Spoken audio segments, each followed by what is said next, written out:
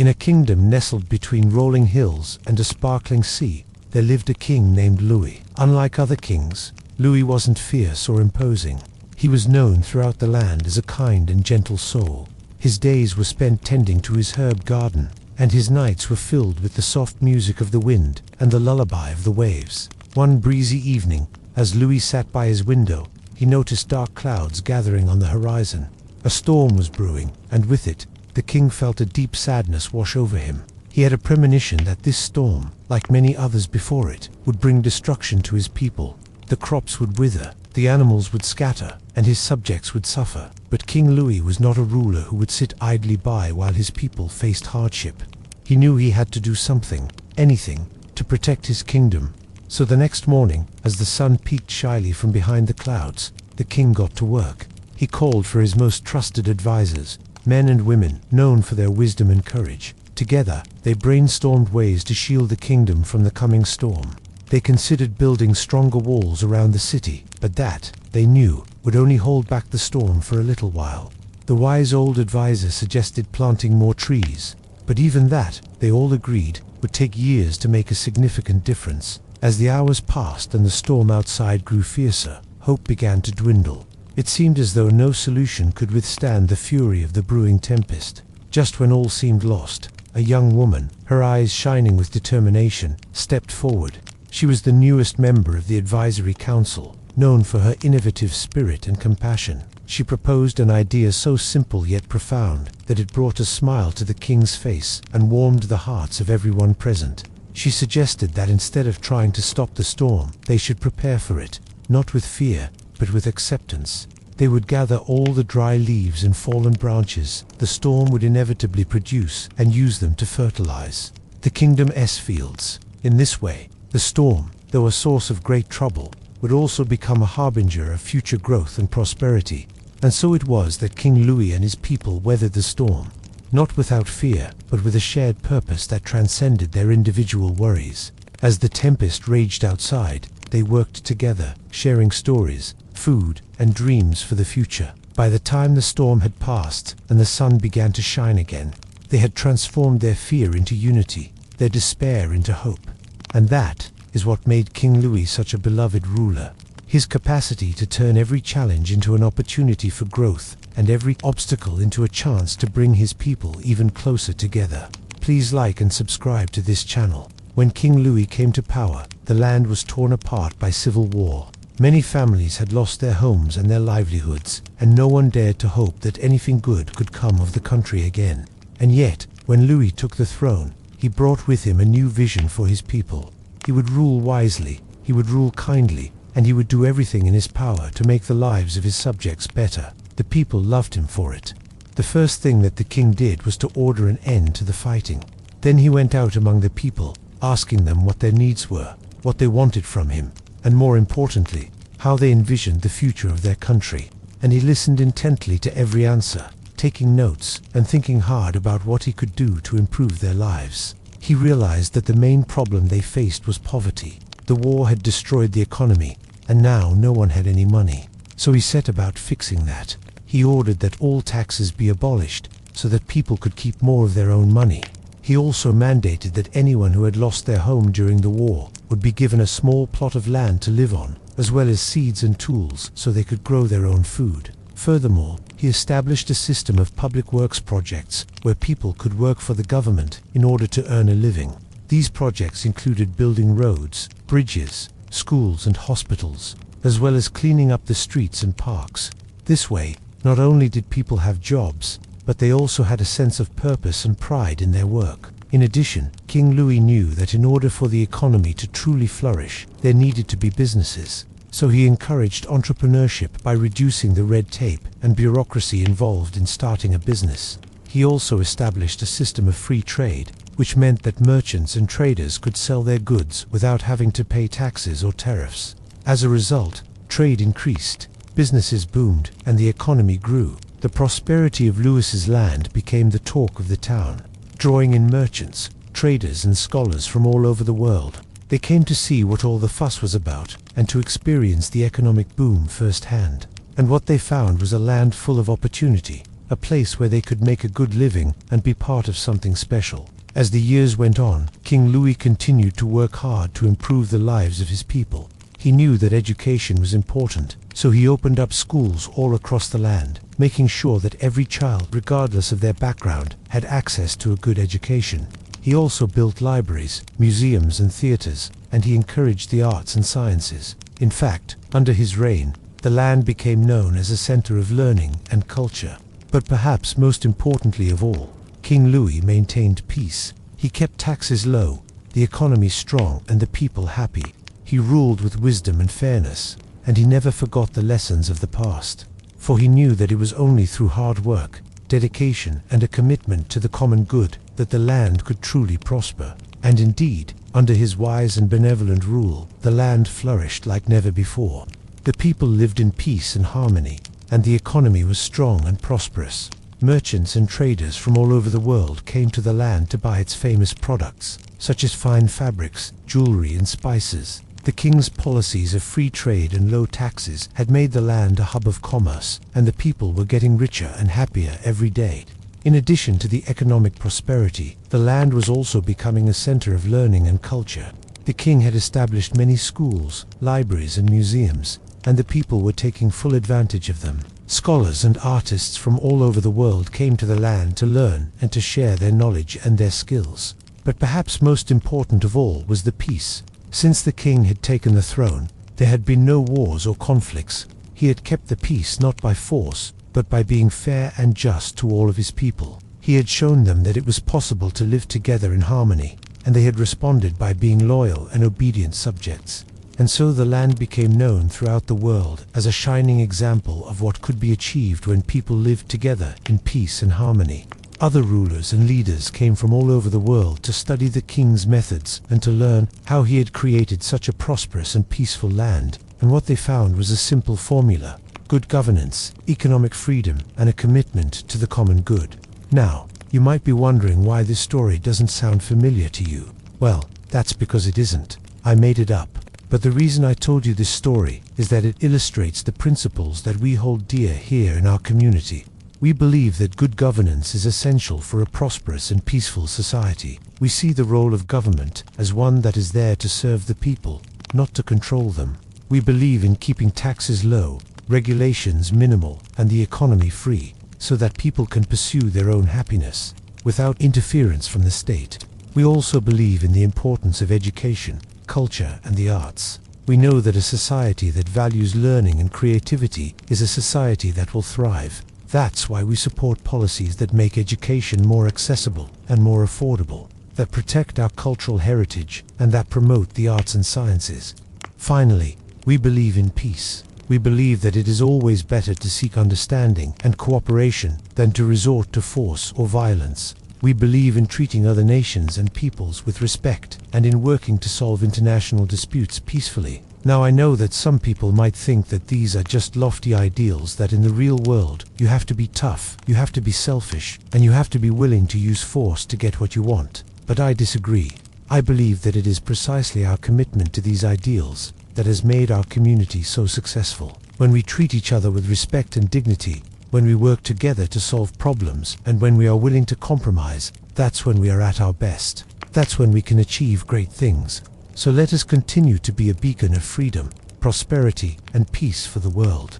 Let us show the world that it is possible to live together in harmony, and that we can achieve great things when we work together towards a common goal. It is possible. King Louis was busy that day working in his garden. Now he loved nothing more than to get his hands dirty planting new flowers or trimming a particularly gnarled rosebush. It helped him clear his mind of the troubles of running a kingdom, which lately had been many. His kingdom of Alder was doing quite well, all things considered, but it was surrounded by 3 other kingdoms who were less than friendly. To make matters worse, Louis's older brother, the Duke of Burgundy, had recently kicked the bucket, leaving Louis not only without a brother, but also without an important buffer between Alder and the kingdom of Clemenceau to the east. And then there was the small matter of the ever-present threat of war with the ambitious Duchess of Lorraine to the north. So yes, it was days like these that Louis spent in his garden tending the flowers, dreaming of a world where he could trade barbs with his brother and not have them land in the middle of a war that neither of them wanted. If only there was some way to keep both his neighbors at peace and secure his northern border, perhaps by marrying one of his daughters off to the heir of the other. Maybe he should ask his counselors about this when they arrived for their weekly meeting later that morning. Louis let out a sigh and straightened up from the rose bushes. He looked out over his domain, trying to picture his daughter married to the heir of either Clemenceau or Lorraine. Honestly, it didn't seem so bad. It would mean peace for generations. Maybe he could even convince them to take his youngest daughter, Marie, who was only 4 years old, off his hands. That would free up his eldest, Margaret, to marry the one true love who had captured her heart, a commoner named Olivier. Yes, that would be perfect. But then Louis's reverie was broken by the arrival of 2 horsemen, who burst through the gates of the palace and rode straight into the courtyard. They wore the colors of the neighboring kingdom of Clemenceau, the same colors that adorned the royal coat of arms. Louis's heart skipped a beat. Had something happened? Was Burgundy under attack? No, the riders weren't coming from that direction.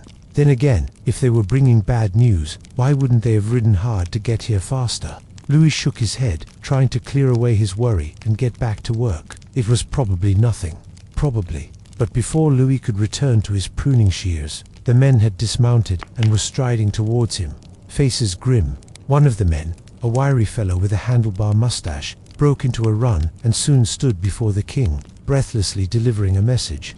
"My king, I bring greetings from my lord and king, Richard I, and his court," the man began, holding out a sealed scroll.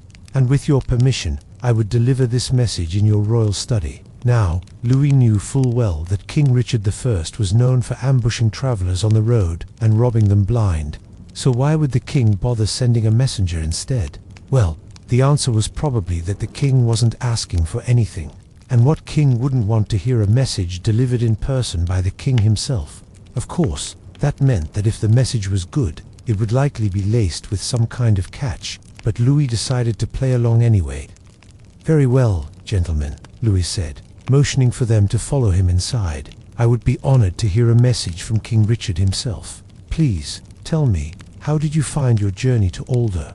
The men exchanged glances, and the one who had spoken earlier, presumably the less talkative one, simply shrugged. "It was uneventful until we reached your borders, my king. After that, it was all smiles and sunshine." He said that last part with obvious sarcasm, which Louis noticed but chose to ignore. Instead, he led the 2 men down the hallway and into his personal study, which just so happened to be right next to Margaret's chambers. He sat down in his chair behind his desk and motioned for the messengers to do the same. "All right, gentlemen, I'm listening."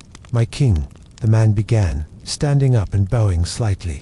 "King Richard bids you a warm greeting and offers you the hand of his only child, Princess Isabella, in marriage to your eldest daughter, Margaret. The union would, of course, be a sign of peace between our 2 kingdoms and a pledge of mutual support." Louis was taken aback. He had been expecting something, but certainly not this. Was this a trick? Would Clemenceau claim Margaret's hand in marriage and then kill her once she stepped foot into their kingdom? Or worse, was this a ploy to allow Clemenceau's army to invade Alder under the guise of a royal wedding procession? "Oh, what?" Louis finally managed to say.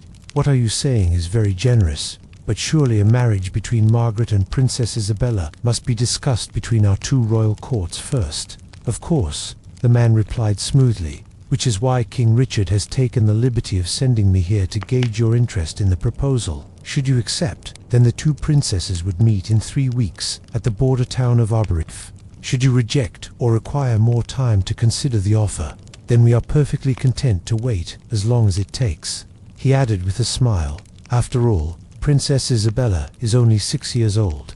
There is no rush." Louis felt a bead of sweat trickle down his forehead. 3 weeks, that's all he had. If he rejected the offer, the men would leave, and he would have bought himself some time to consider his options. But what if he accepted? What if he gave Margaret away to marry a princess from Clemenceau, a kingdom whose king robbed travelers of their belongings and had no qualms about starting a war? Louis thought back to Margaret and how happy she had been when she had told him about Olivier. She deserved to be happy. She deserved to marry the man she loved. But then Louis thought of the endless wars that plagued his family, the constant state of alertness that kept him from enjoying his own daughter's company. What if this was his chance to finally get a break, to pass the burden of protecting Alder off to someone else, someone who, despite being 9 years older than Margaret, was still only a child herself. Before Louis could even think of a response, the man who had remained silent up until now spoke up. "My king, if you will excuse us for a moment," he said to Louis, then turned to his companion and leaned in close. "Did we just get played?" Louis watched the two men confer in hushed tones, their faces inches apart. He couldn't hear what they were saying, but he could see that the man who had done most of the talking earlier was gesticulating wildly while the other man remained impassive. Eventually, the quiet man threw his hands up in the air and the two men began to argue in hushed but increasingly loud voices. "I told you we should have sent Ilara, not Iris," the quiet man said. "She would have gotten more information out of the old fool." "Would have, could have, should have," the other man shot back. "What good would have come of it? We needed someone fast, and I'm sure Iris did a fine job representing the crown." The argument continued until the men were practically screaming at each other.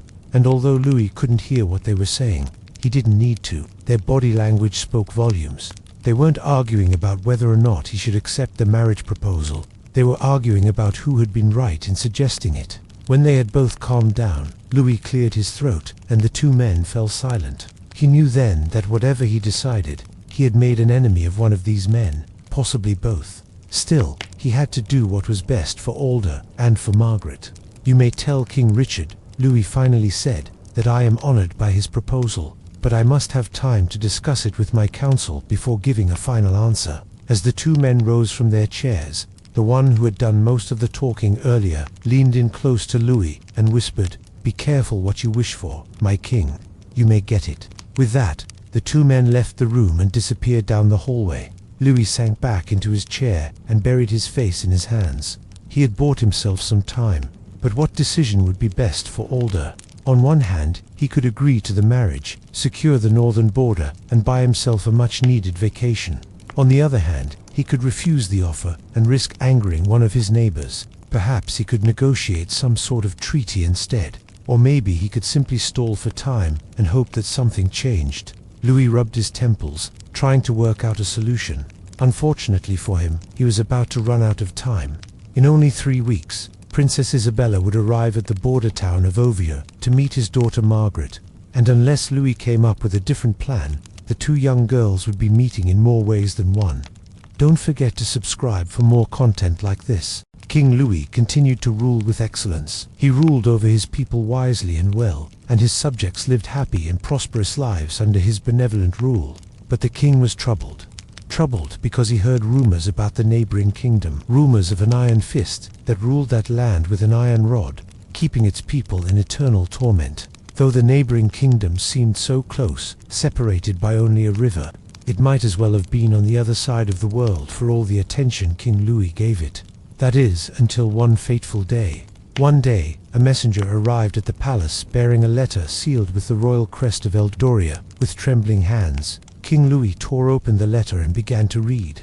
The message was from the Queen of Eldoria, inviting the royal family of Louis's kingdom to a banquet in her honor. She had just returned from a pilgrimage to the Temple of Eternal Light, she said, and wished to celebrate with her neighbors. Intrigued, King Louis decided to attend the banquet with his wife and daughter.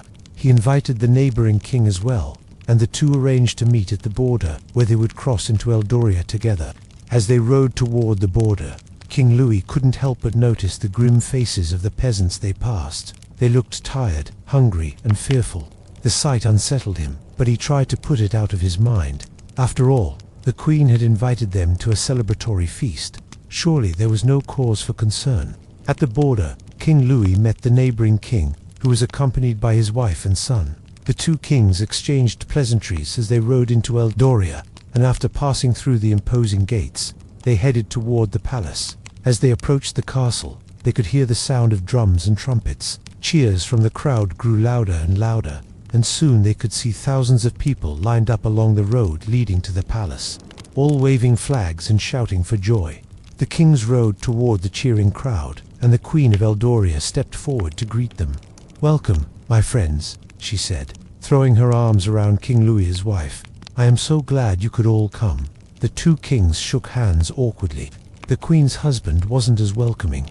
"We received your letter," King Ludwig said curtly, "and we had to come, didn't we?" The queen smiled tightly and turned to Princess Anna. "Oh my dear," she cooed, taking the young princess's hand. "You are as beautiful as your mother." Princess Anna blushed and hid behind her father. She didn't like this strange queen or her creepy son. The group rode in silence for a while, and soon they reached the palace. It was a grand structure made of white marble with golden trim. Lush gardens surrounded the palace, and fountains sprayed water into the air, creating a beautiful view. But even that couldn't cheer up the sullen Princess Anna. All around them, the people of Eldoria cheered for their queen, but no smiles reached Anna's eyes. Suddenly, a tall man with a sharp nose and cold eyes emerged from the crowd. "Father," the queen's son said loudly, "why have you brought these people here? I told you not to invite them." "I did invite them," the neighboring king snapped back, "but surely you can be civil for just one night. After all, it's just a dinner party." "You misunderstand," the tall man said, stepping forward. "It's not a dinner party at all. It's a welcoming." He turned to the guests and bowed low. "Welcome to Eldoria." As the procession moved toward the palace entrance, Anna noticed how the people of Eldoria parted like the Red Sea before Moses. Everyone stared down, their heads bent so she could only see their shoulders. She wondered why they were all so afraid, and why their queen needed such a large guard detail. Suddenly, she felt a tap on her shoulder. She turned to see the Queen of Eldoria standing beside her. "What do you think?" the queen asked, her voice low. "Think of what?" Anna asked. "Of my kingdom," the queen said, gesturing to the surrounding guards. "Isn't it beautiful?" "It's big," Anna admitted, "but that doesn't mean it's beautiful." The queen stiffened.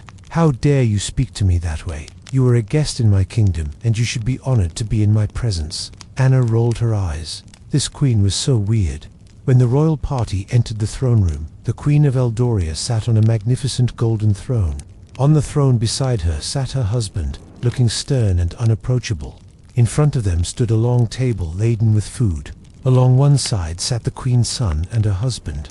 On the other side sat King Louis, his wife, and his daughter. As the servants began to bring in the dishes, the queen raised her glass. "To peace between our kingdoms," she said. The other royals echoed her sentiment, but as soon as they had finished their drink, the queen's son slammed his glass onto the table. "Are you mocking me?" he shouted at King Louis. "What did you say?" King Louis asked. "You heard me," the young man retorted. "You are nothing but a peasant king. How dare you sit at this table with us?" "Enough," the queen snapped. "I will not tolerate any more insolence tonight. Leave us," she added, turning to the servants. "Yes, your majesty," they replied in unison and hurried out of the room. Left alone with her guests, the queen took a deep breath. "Let us pretend that everything is fine," she said. "After all, you are our guests, and we want you to enjoy your stay in Eldoria." As if to emphasize her point, the queen's son picked up his goblet and smashed it against the wall. Shards of glass flew everywhere, and King Louis recoiled in surprise. "Can't you see I'm trying to have a civilized conversation here?" the queen's son snapped. "Go ahead," the queen said sharply. "Leave us." She watched as the kings and their entourage left the room. When the door closed behind them, the queen let out a loud, frustrated sigh. Turning to her son, she said, "What are you doing? Do you know how much that goblet cost?" "It wasn't the point," the young man said sullenly. "But you have made your point clear," the queen said. "We are not welcome here." Taking a deep breath, King Louis said, "Let's go home." His daughter had been quiet until now. "But I thought we were having dinner," she said, confused. "I don't think they want us here anymore," her father said gently. "So let's go home." As the royal family made their way back to their carriage, they couldn't help but notice the smug faces of the guards. Even the queen's son was smirking at them. Suddenly, a guard stepped forward and blocked their path. "The queen wants to see you," he said to King Louis, confused. King Louis hesitated, then nodded and followed the guard. The guard led King Louis into a small room with a single chair. The room was dark and smelled like mildew. "Just sit here," the guard said before leaving. A few moments later, the queen entered the room. Her face was pale and drawn.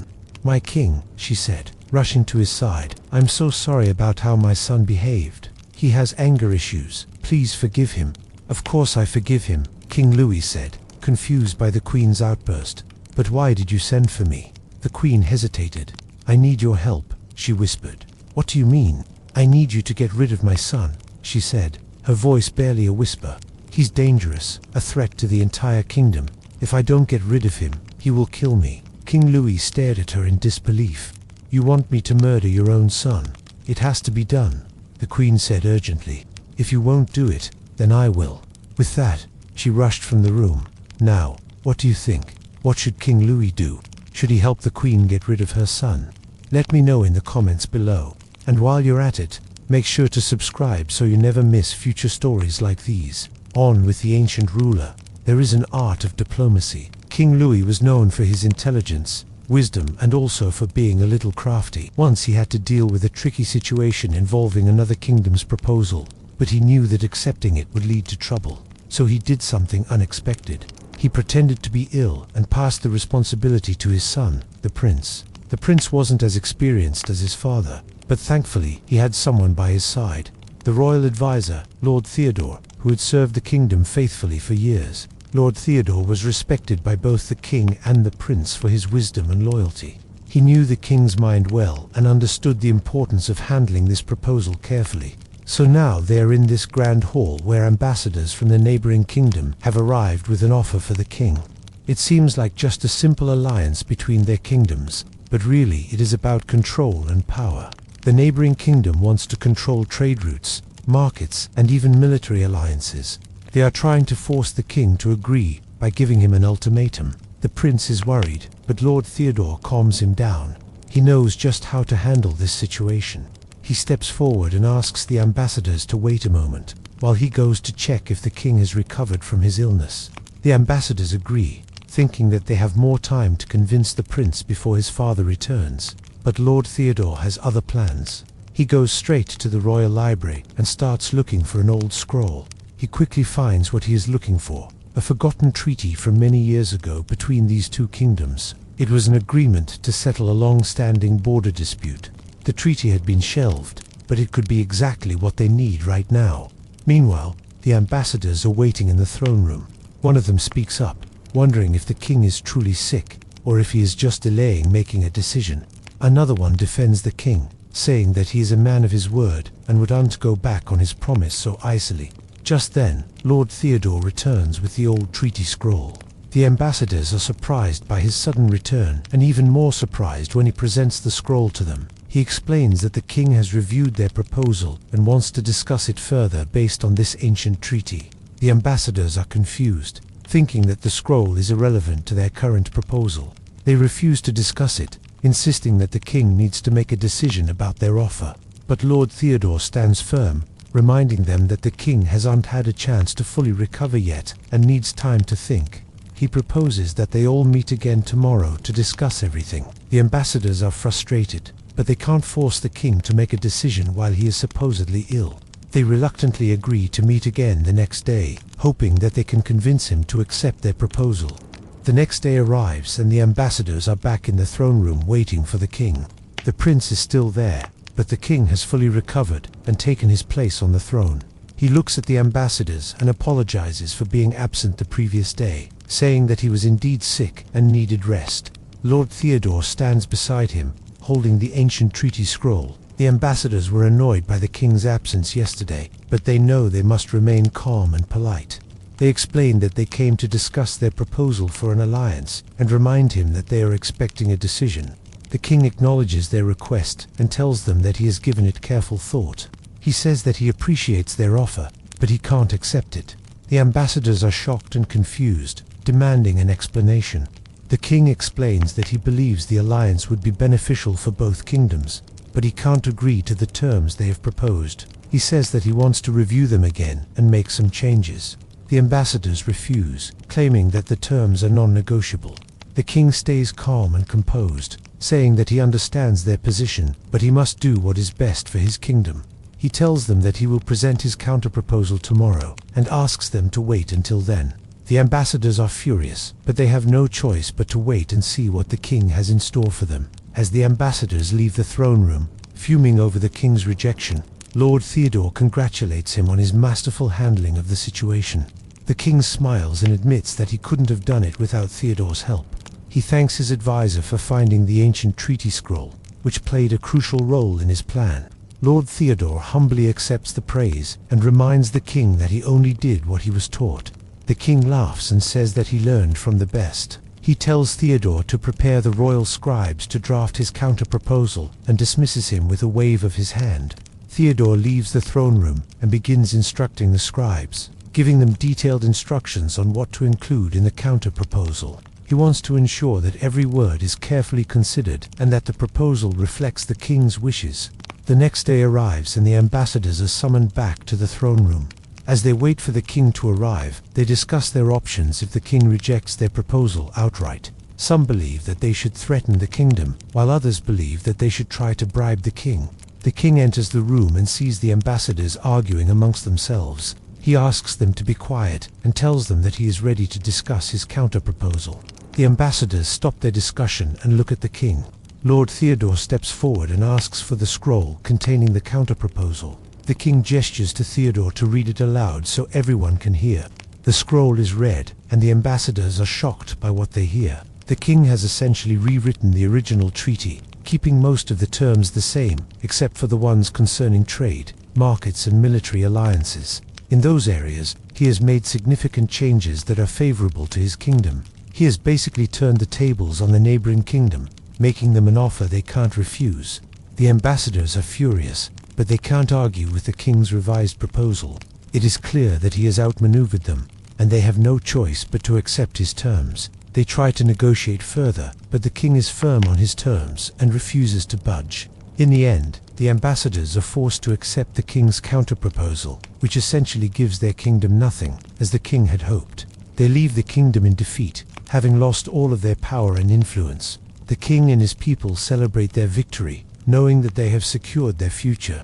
The king thanks Lord Theodore for his help, and the two men share a knowing smile. Years pass and the neighboring kingdom grows weaker and weaker, while the main kingdom flourishes and prospers. The king and Lord Theodore's plan has worked perfectly, and they have secured their kingdom's future.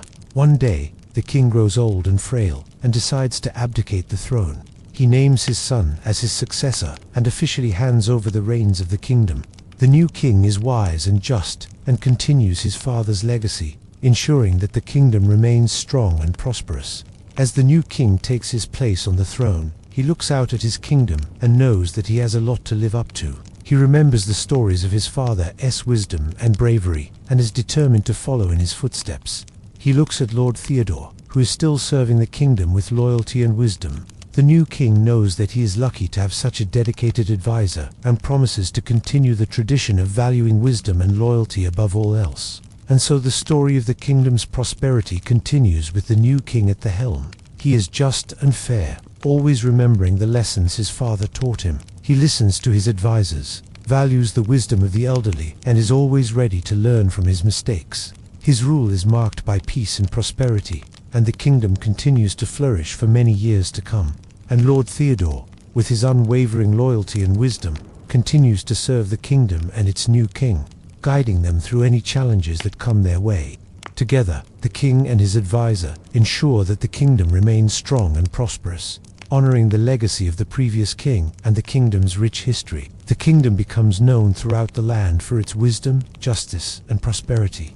Other kingdoms come to learn from the new king, seeking his advice on how to best govern their people. The new king is humble and always willing to share his knowledge, knowing that true strength comes not from power, but from wisdom and compassion. And so the story of the kingdom's greatness continues, inspiring other kingdoms and reminding all who listen that true strength comes from wisdom, justice, and an unwavering commitment to one's people. Under the orders of King Louis, cooks and servants prepare a grand feast to honor the visiting royalty. They blend tradition with grace and respect in every dish they prepare. Will the king be pleased with the repast? The kitchen is a hive of activity. Cooks and servants scurry about, their hands moving with practiced precision, as they prepare for the arrival of visiting royalty. Theirs is a critical role, for it falls to them to prepare a grand feast that will honor their king and make the visiting royals feel welcome. At the center of it all is Chef Andre, a burly man with a booming laugh and an even bigger heart. He has been cooking for the king for years and knows His Royal Highness's tastes like the back of his hand. Today, he's in charge of the main course, a magnificent roast boar that will be the centerpiece of the feast. Beside him, Saucier Pierre carefully reduces a rich stock, his brow furrowed in concentration as he creates a sauce that will complement the boar's gamey flavor. Meanwhile, Rotisser Jean is busy at the grill, his spatula flipping and turning as he cooks up some delectable chicken skewers. And then there's Poissonnière Marie, who is preparing a delicate mousse of pikefish with fresh herbs. Her knife is as sharp as her wit, and she moves through her tasks with an elegant grace that belies the strength of her character.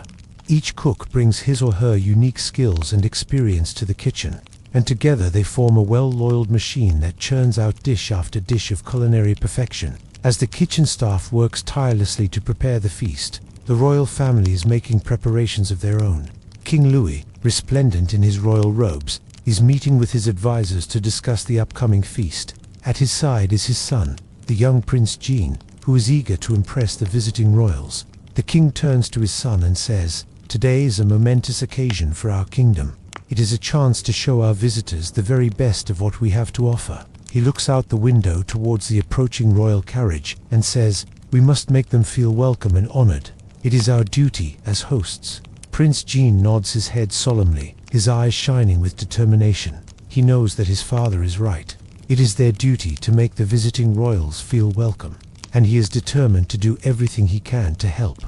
The royal carriage has arrived. King Louis and his son step forward to greet the visiting royals, their faces breaking into warm smiles. The visitors are ushered into the palace, where a grand reception is held in their honor. As the guests mingle and chat, servants move through the crowd offering trays of appetizers. There are small bites of grilled chicken, skewers of pork and beef, and delicate pastries filled with sweet and savory ingredients. Everyone is eager to please the visiting royals and make sure that they have a wonderful time. After the reception, it's time for the grand feast. The guests are led into the dining hall, where a long table laden with food awaits them. At the head of the table sits King Louis, and to his right is the most important guest of honor. On his left is his son, Prince Jean. As the meal begins, King Louis raises his glass and says a toast to the visiting royals.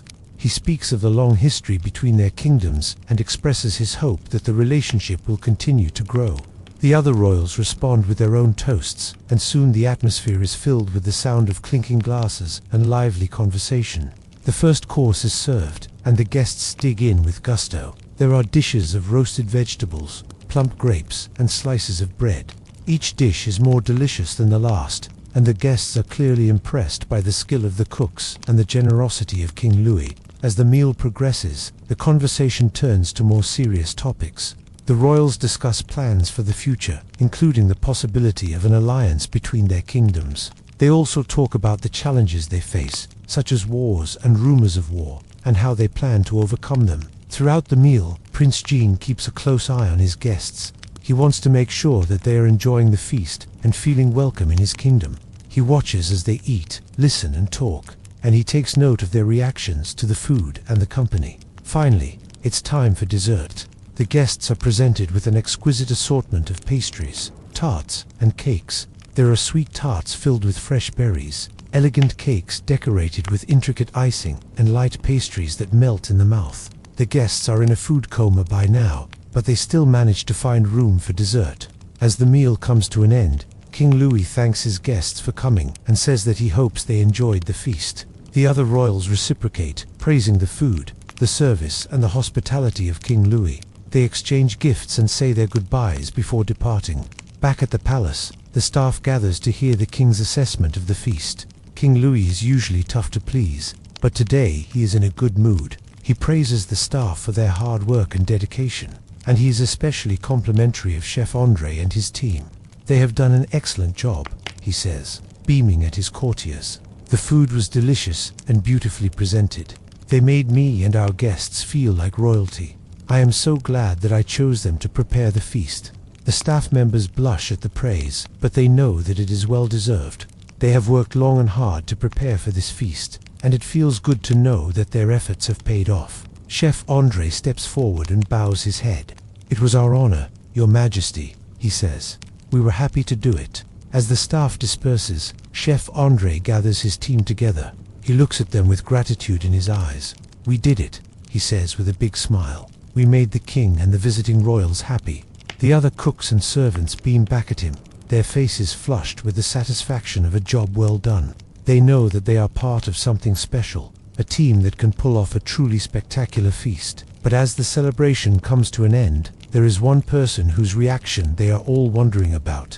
The king's son, Prince Jean, has been unusually quiet during the feast, and no one can quite figure out why. When the staff gathers to hear the king's assessment, they notice that he too is unusually silent. Could he be angry about something? Did he think that the feast was not up to par?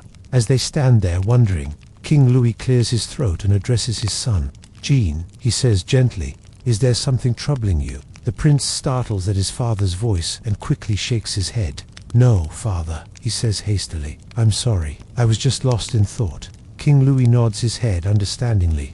He knows that his son is under a lot of pressure. After all, he is next in line to the throne. "It's all right, Jean," he says. "But you must remember that you are not alone. You have us to lean on when times get tough." The prince looks up at his father, and a grateful smile spreads across his face. "Thank you, father," he says. "I know. I just get so worried about the future of our kingdom." King Louis places a comforting hand on his son's shoulder. "I understand," he says. "But you must also take time to enjoy the present. Look at the people around you. They love you and want the best for you and for our kingdom." The prince looks around at the smiling faces of his family and staff and feels a surge of warmth and gratitude. He realizes that his father is right.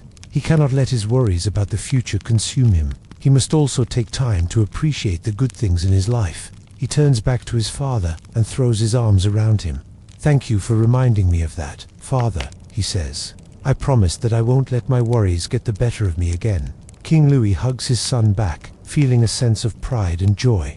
He knows that his son is a good and compassionate ruler in the making, and he has no doubt that he will do great things for their kingdom.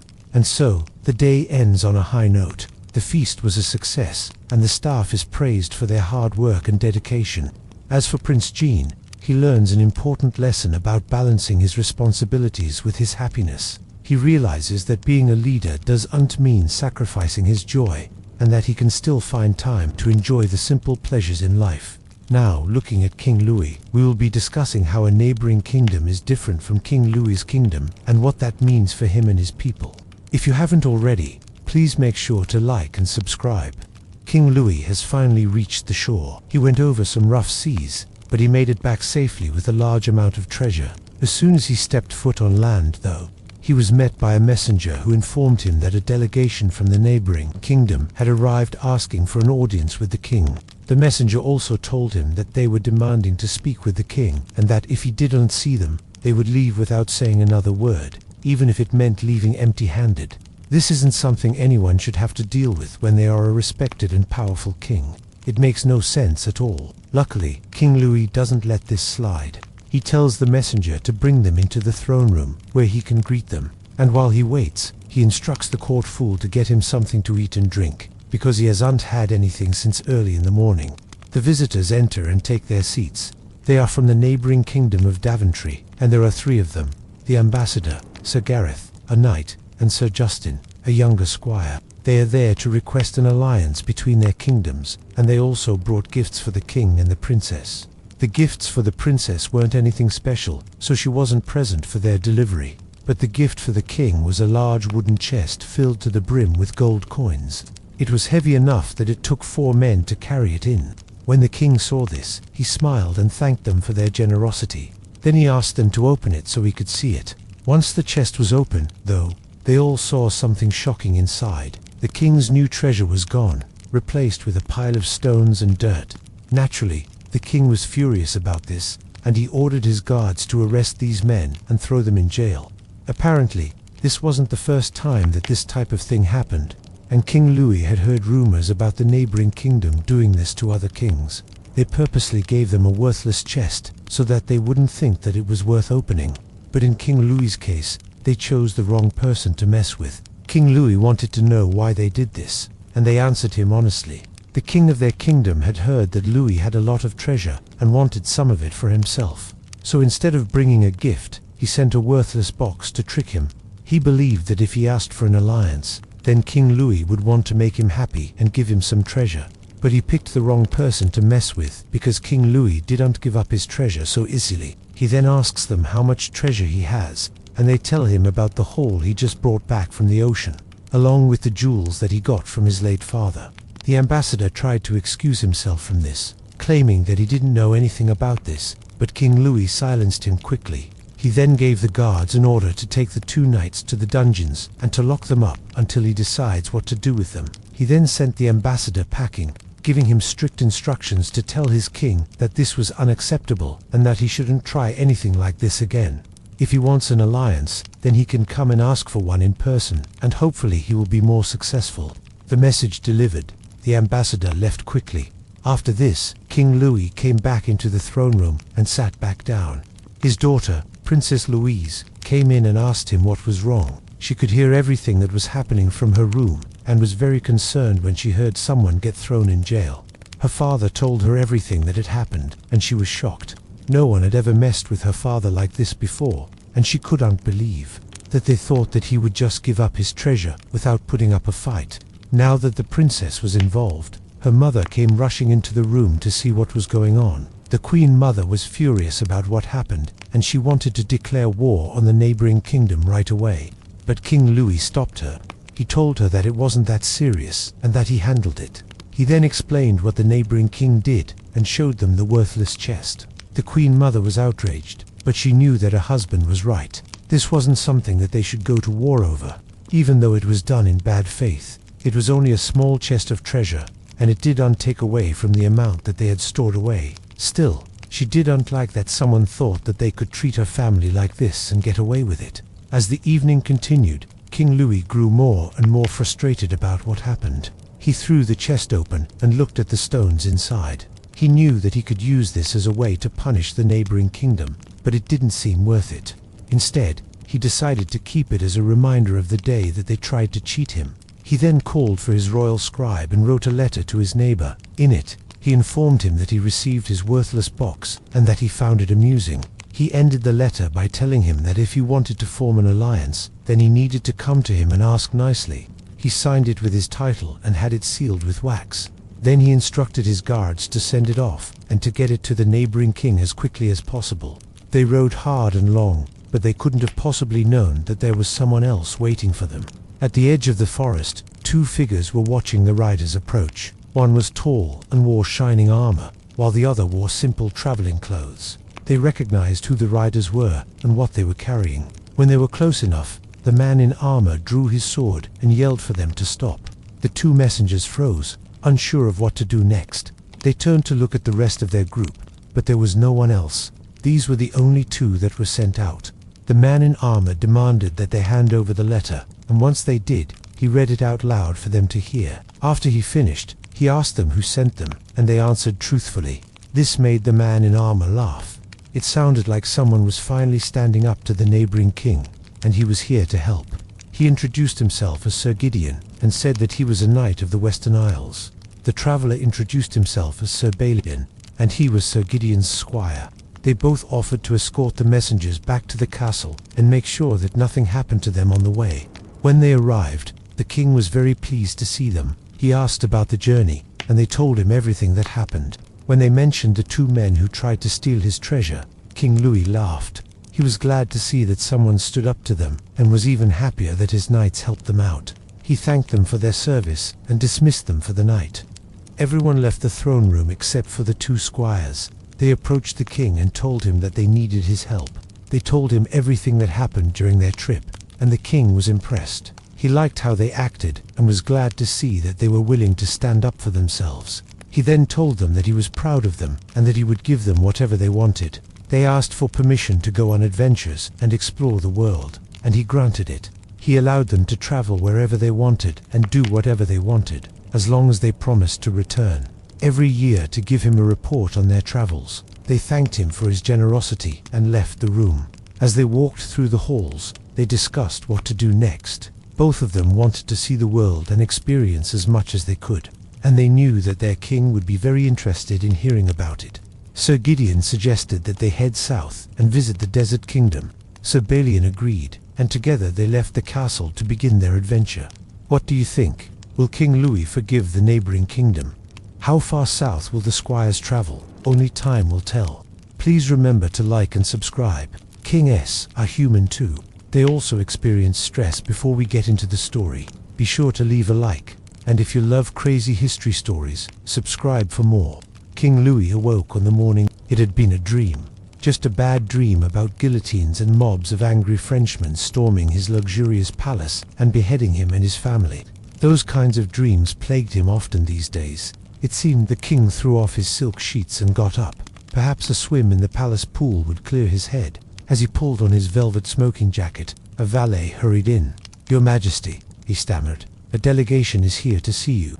From Austria." Louis sighed.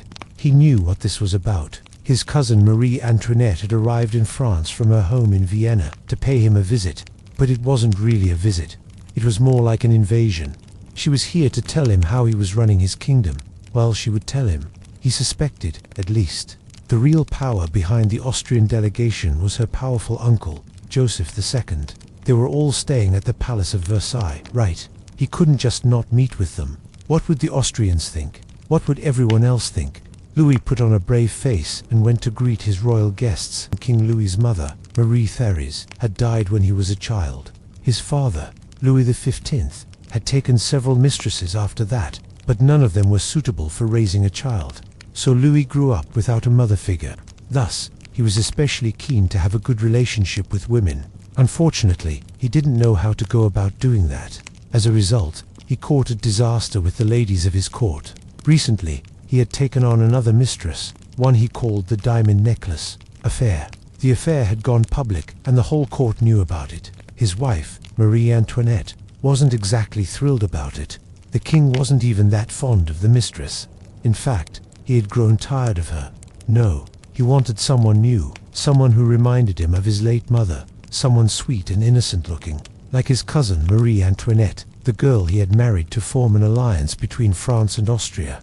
But she was only 14 years old when they wed, and while Louis was eager to consummate the marriage, he didn't want to take advantage of the young girl. He waited 2 years before consummating the union. When he finally did so, well, let's just say that it was less than satisfactory. The wedding night debacle resulted in Marie receiving serious injuries, and the marriage remained unconsummated after that. Now, 5 years later, and still no children, Marie was starting to look a little long in the tooth for a woman of her time.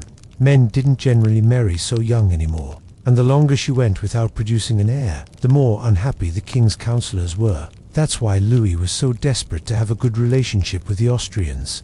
If Marie couldn't produce an heir, perhaps he could get his cousin pregnant and avoid a royal scandal. Of course, there was the small matter of her being married to him, but Louis didn't really think that would be a problem. A delegation of Austrians had already arrived earlier that week to announce their Royal Highnesses' arrival. They had been rude, haughty, and dismissive of the French courtiers. They showed no respect to Louis or his wife, and now they were demanding to see him immediately. There must have been some mistake. They can't possibly want to see him before he's had his swim. Louis told the valet to tell them he'd be right there. Instead, Louis took his time getting changed and then sauntered out to the reception room to greet his guests. There stood 3 men, tall, handsome, impeccably dressed, and exuding power. They were, of course, led by Joseph II, Holy Roman Emperor and the most powerful man in Europe. Next to him was his sister, the infamous Marie Antoinette, and a third, older man, Prince Kaunitz, who was the Austrian ambassador to France. The king knew that Kaunitz was a troublemaker. The man hated France and had been trying to get Louis to go to war with the Dutch for years. Not that Louis had any interest in going to war.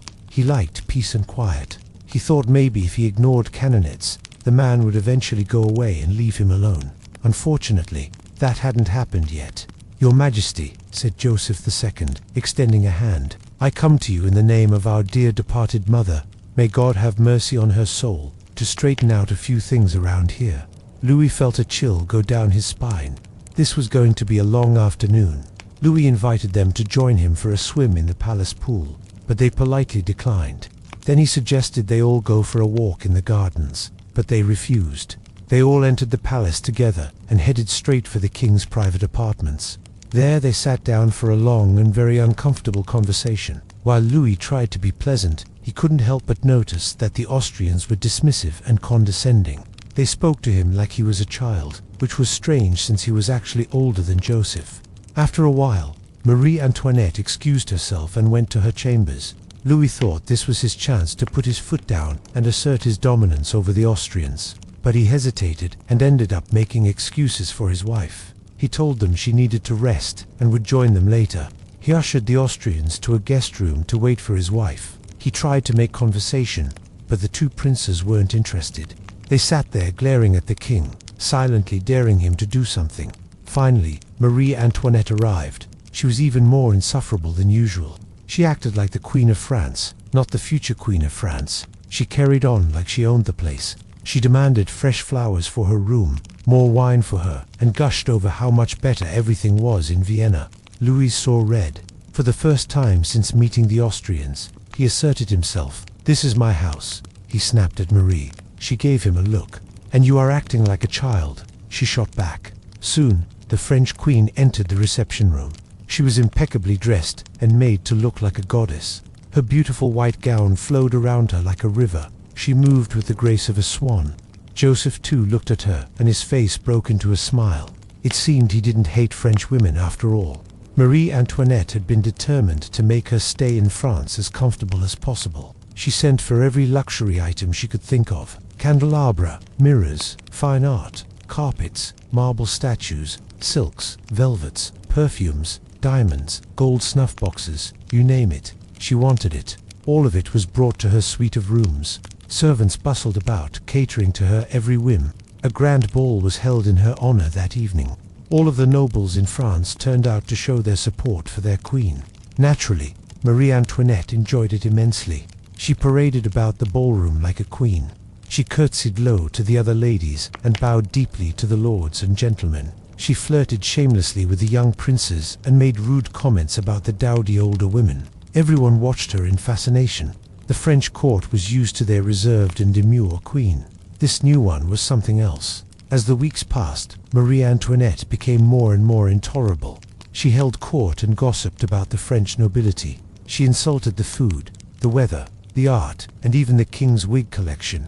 Worst of all, she demanded that Louis give her a palace fit for a queen. "This place is a dump," she complained. "It needs a major renovation, and you'll pay for it, Louis. After all, it's your job to make me happy." The king protested that she should be grateful to have a palace at all, but she wouldn't listen. She stomped her feet like a petulant child and demanded to speak to the king immediately. Louis sighed. What was he supposed to do? If Marie was unhappy, he was unhappy. Their marriage might already be in trouble, and he didn't need to upset her further, so he agreed to renovate the palace for her. He told the architects to go all out and make her the palace of her dreams. Little did he know that that palace would soon become a nightmare. What would you have done if you were King Louis? Let us know in the comments.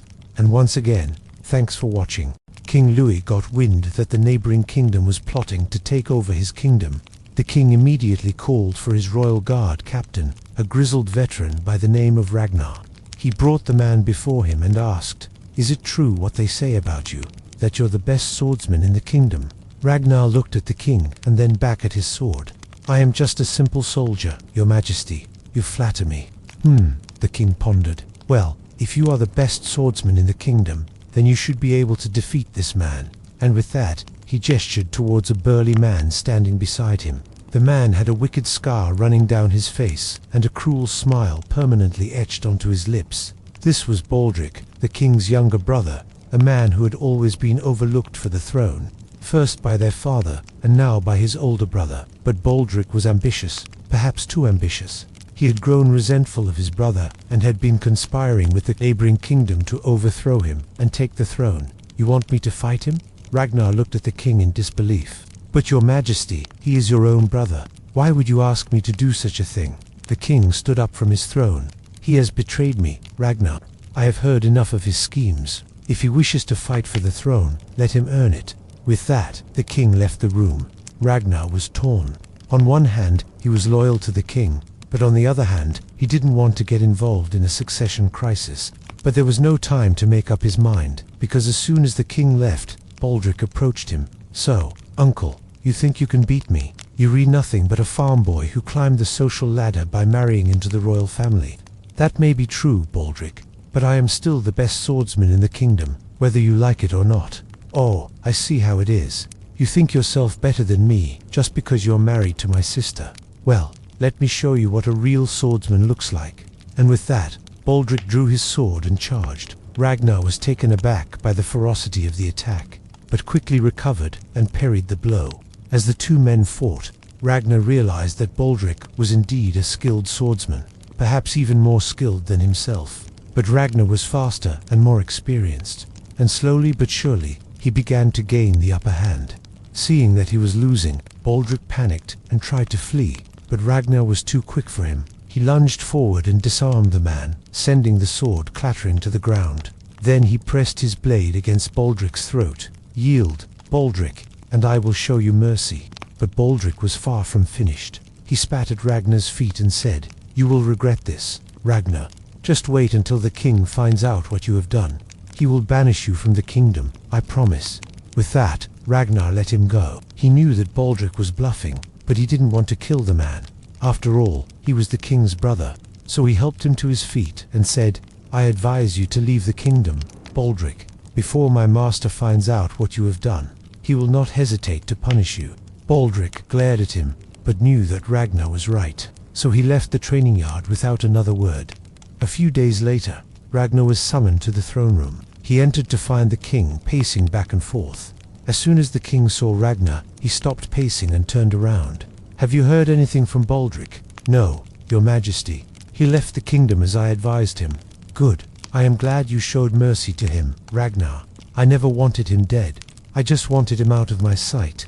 "I understand, your majesty. But it seems that our troubles are not over yet, because we have received word from our allies that the neighboring kingdom is preparing for war." "What? Why?" "Apparently, Baldric has convinced them that I am planning to invade their kingdom. They are sending an army to put down this rebellion. Then we must act quickly, your majesty. We can't allow them to set foot in our kingdom." "Agreed. Summon the royal guard, Ragnar. It's time we taught these invaders a lesson they would never forget." As the royal guard assembled in the courtyard, Ragnar rode up to the front, his armor gleaming in the sun. "Men, today we defend our kingdom from those who seek to destroy it. We are the royal guard, the shield of this realm. Let us show them what we are made of." With that, he led the royal guard out of the city gates and into the forest. They had followed the army for days, always keeping a safe distance, but now the time had come to strike. As the invaders slept, the royal guard attacked, catching them completely by surprise. For a moment, there was panic in the camp as men scrambled to get to their feet and grab their weapons, but it was too late. The royal guard was upon them, and soon the invaders were fleeing in all directions. The battle was over before it had even begun. Ragnar watched as the men fled, knowing that they would never bother invading the kingdom again. But then he noticed something. Among the fleeing men was Baldric, and he was carrying the banner of the neighboring kingdom. Ragnar realized that Baldric had betrayed them all. He had tricked the neighboring king into attacking the kingdom, so that he could take the throne. Ragnar wasn't sure what to do. He couldn't let Baldric escape, but he couldn't leave his post either. That was when he remembered what the king had said. If he showed mercy to Baldric, the king would not punish him. So Ragnar did the only thing he could do. He left his post and pursued Baldric. He found the man hiding in a cave, his armor discarded, his royal robes torn and dirty. Ragnar approached him cautiously. "Why, Baldric? Why did you betray the kingdom?" Baldric looked up at him, his face pale and drawn. "I was promised the throne, Ragnar. The neighboring king promised to make me king if I helped him conquer this kingdom. I thought I could live with that, but I was wrong. I am not strong enough to rule, nor do I desire it. My place is here, in this kingdom, not as a king, but as a member of the royal family." Ragnar nodded understandingly. "It's never too late to return, Baldric. Your Majesty, the king, he forgives you." Baldric looked up at him in surprise. "He does, but why? I betrayed him. I tried to kill him, because he is a merciful king, Baldric, but also because he knows that we are family. Now come with me. I think it's time you came home." And with that, Ragnar took the former prince by the arm and led him out of the cave. Together, they walked back to the kingdom, where Baldric was greeted as a hero. The neighboring army had been defeated, and the kingdom was safe once more. And although Baldric had betrayed King Louis, he was forgiven. After all, family is family. Princess could not believe how difficult it was to enter the royal court. Every step she took was scrutinized. Each glance held 1,000 unspoken words. She couldn't hear a single word spoken without thinking about its hidden meaning. It was unlike her visit 2 years ago, when she had come to negotiate an alliance between her father's desert kingdom and this northern one. Back then, she had been a guest of honor.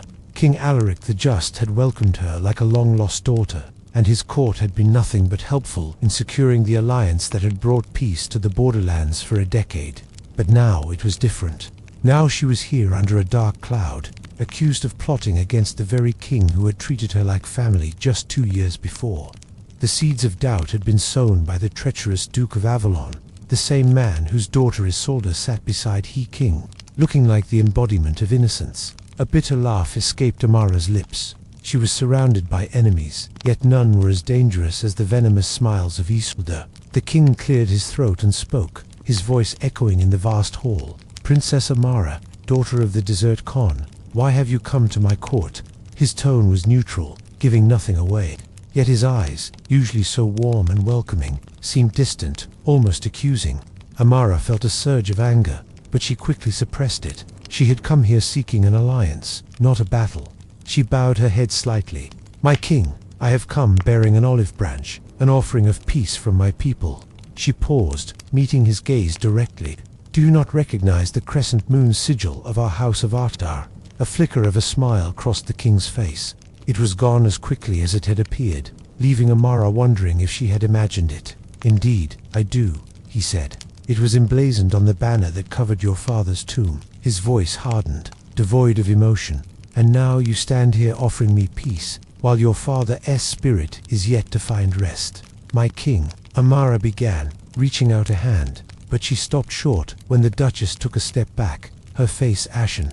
"Your Majesty, please forgive her presumption," Isolde said, her voice dripping with false sweetness. "She does not know our customs. We do not accept gifts from those who have shown no respect to the dead." Before Amara could respond, King Alaric cut in, his voice like a clap of thunder. "Enough, Isolde. You would have me believe that this child, who has always shown respect to her elders, would mock the traditions of our northern lands.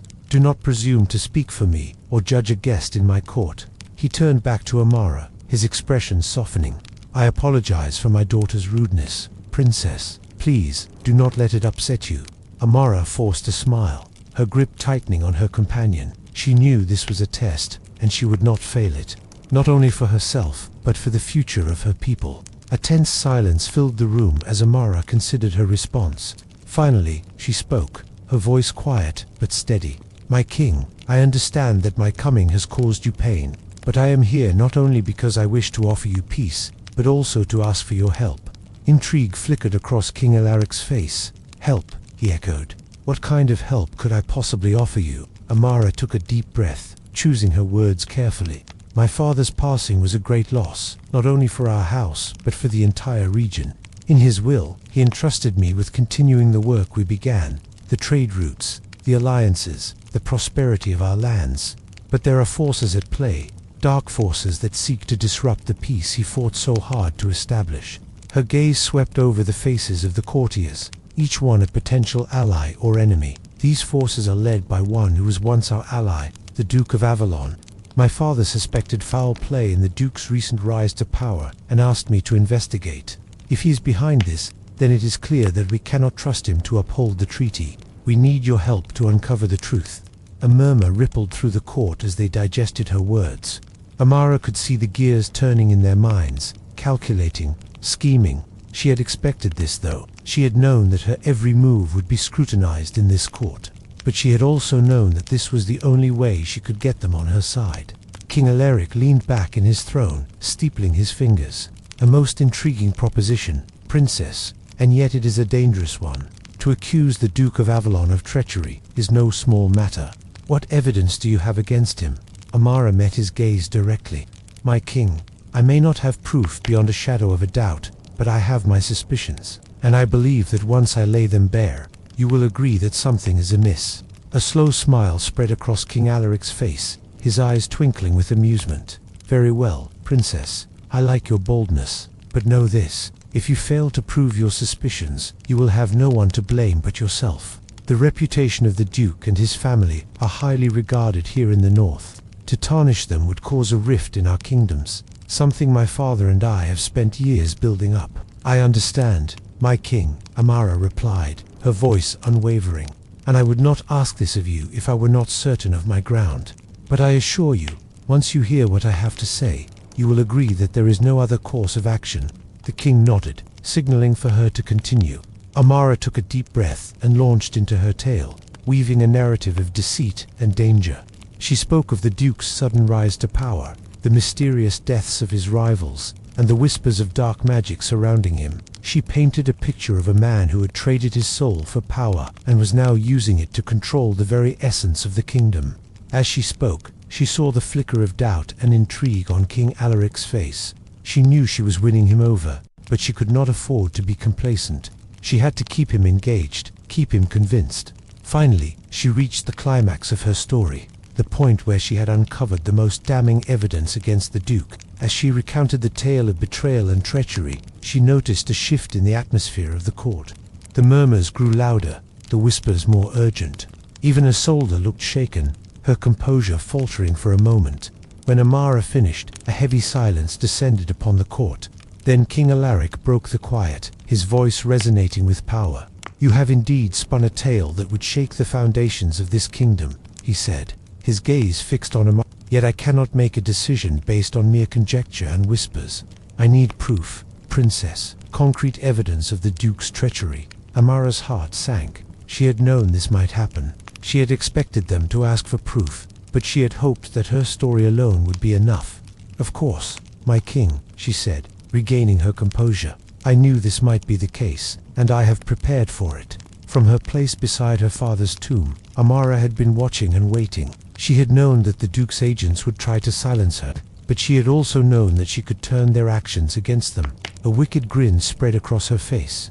"Then, let us start with the death of the former Duke of Eldoria," she said, her voice ringing with confidence. "The Duke took his own life, or so it was ruled. But what if that was not the case?" The court erupted in murmurs as Amara revealed her secret, setting in motion a chain of events that would expose the Duke's treachery and forever change the course of their kingdoms. The truth has a way to come out. Therefore, always stay in the path of truth. After careful consideration, and in anticipation of the upcoming French coronation, King Louis has assembled his trusted advisors for an exclusive strategy session.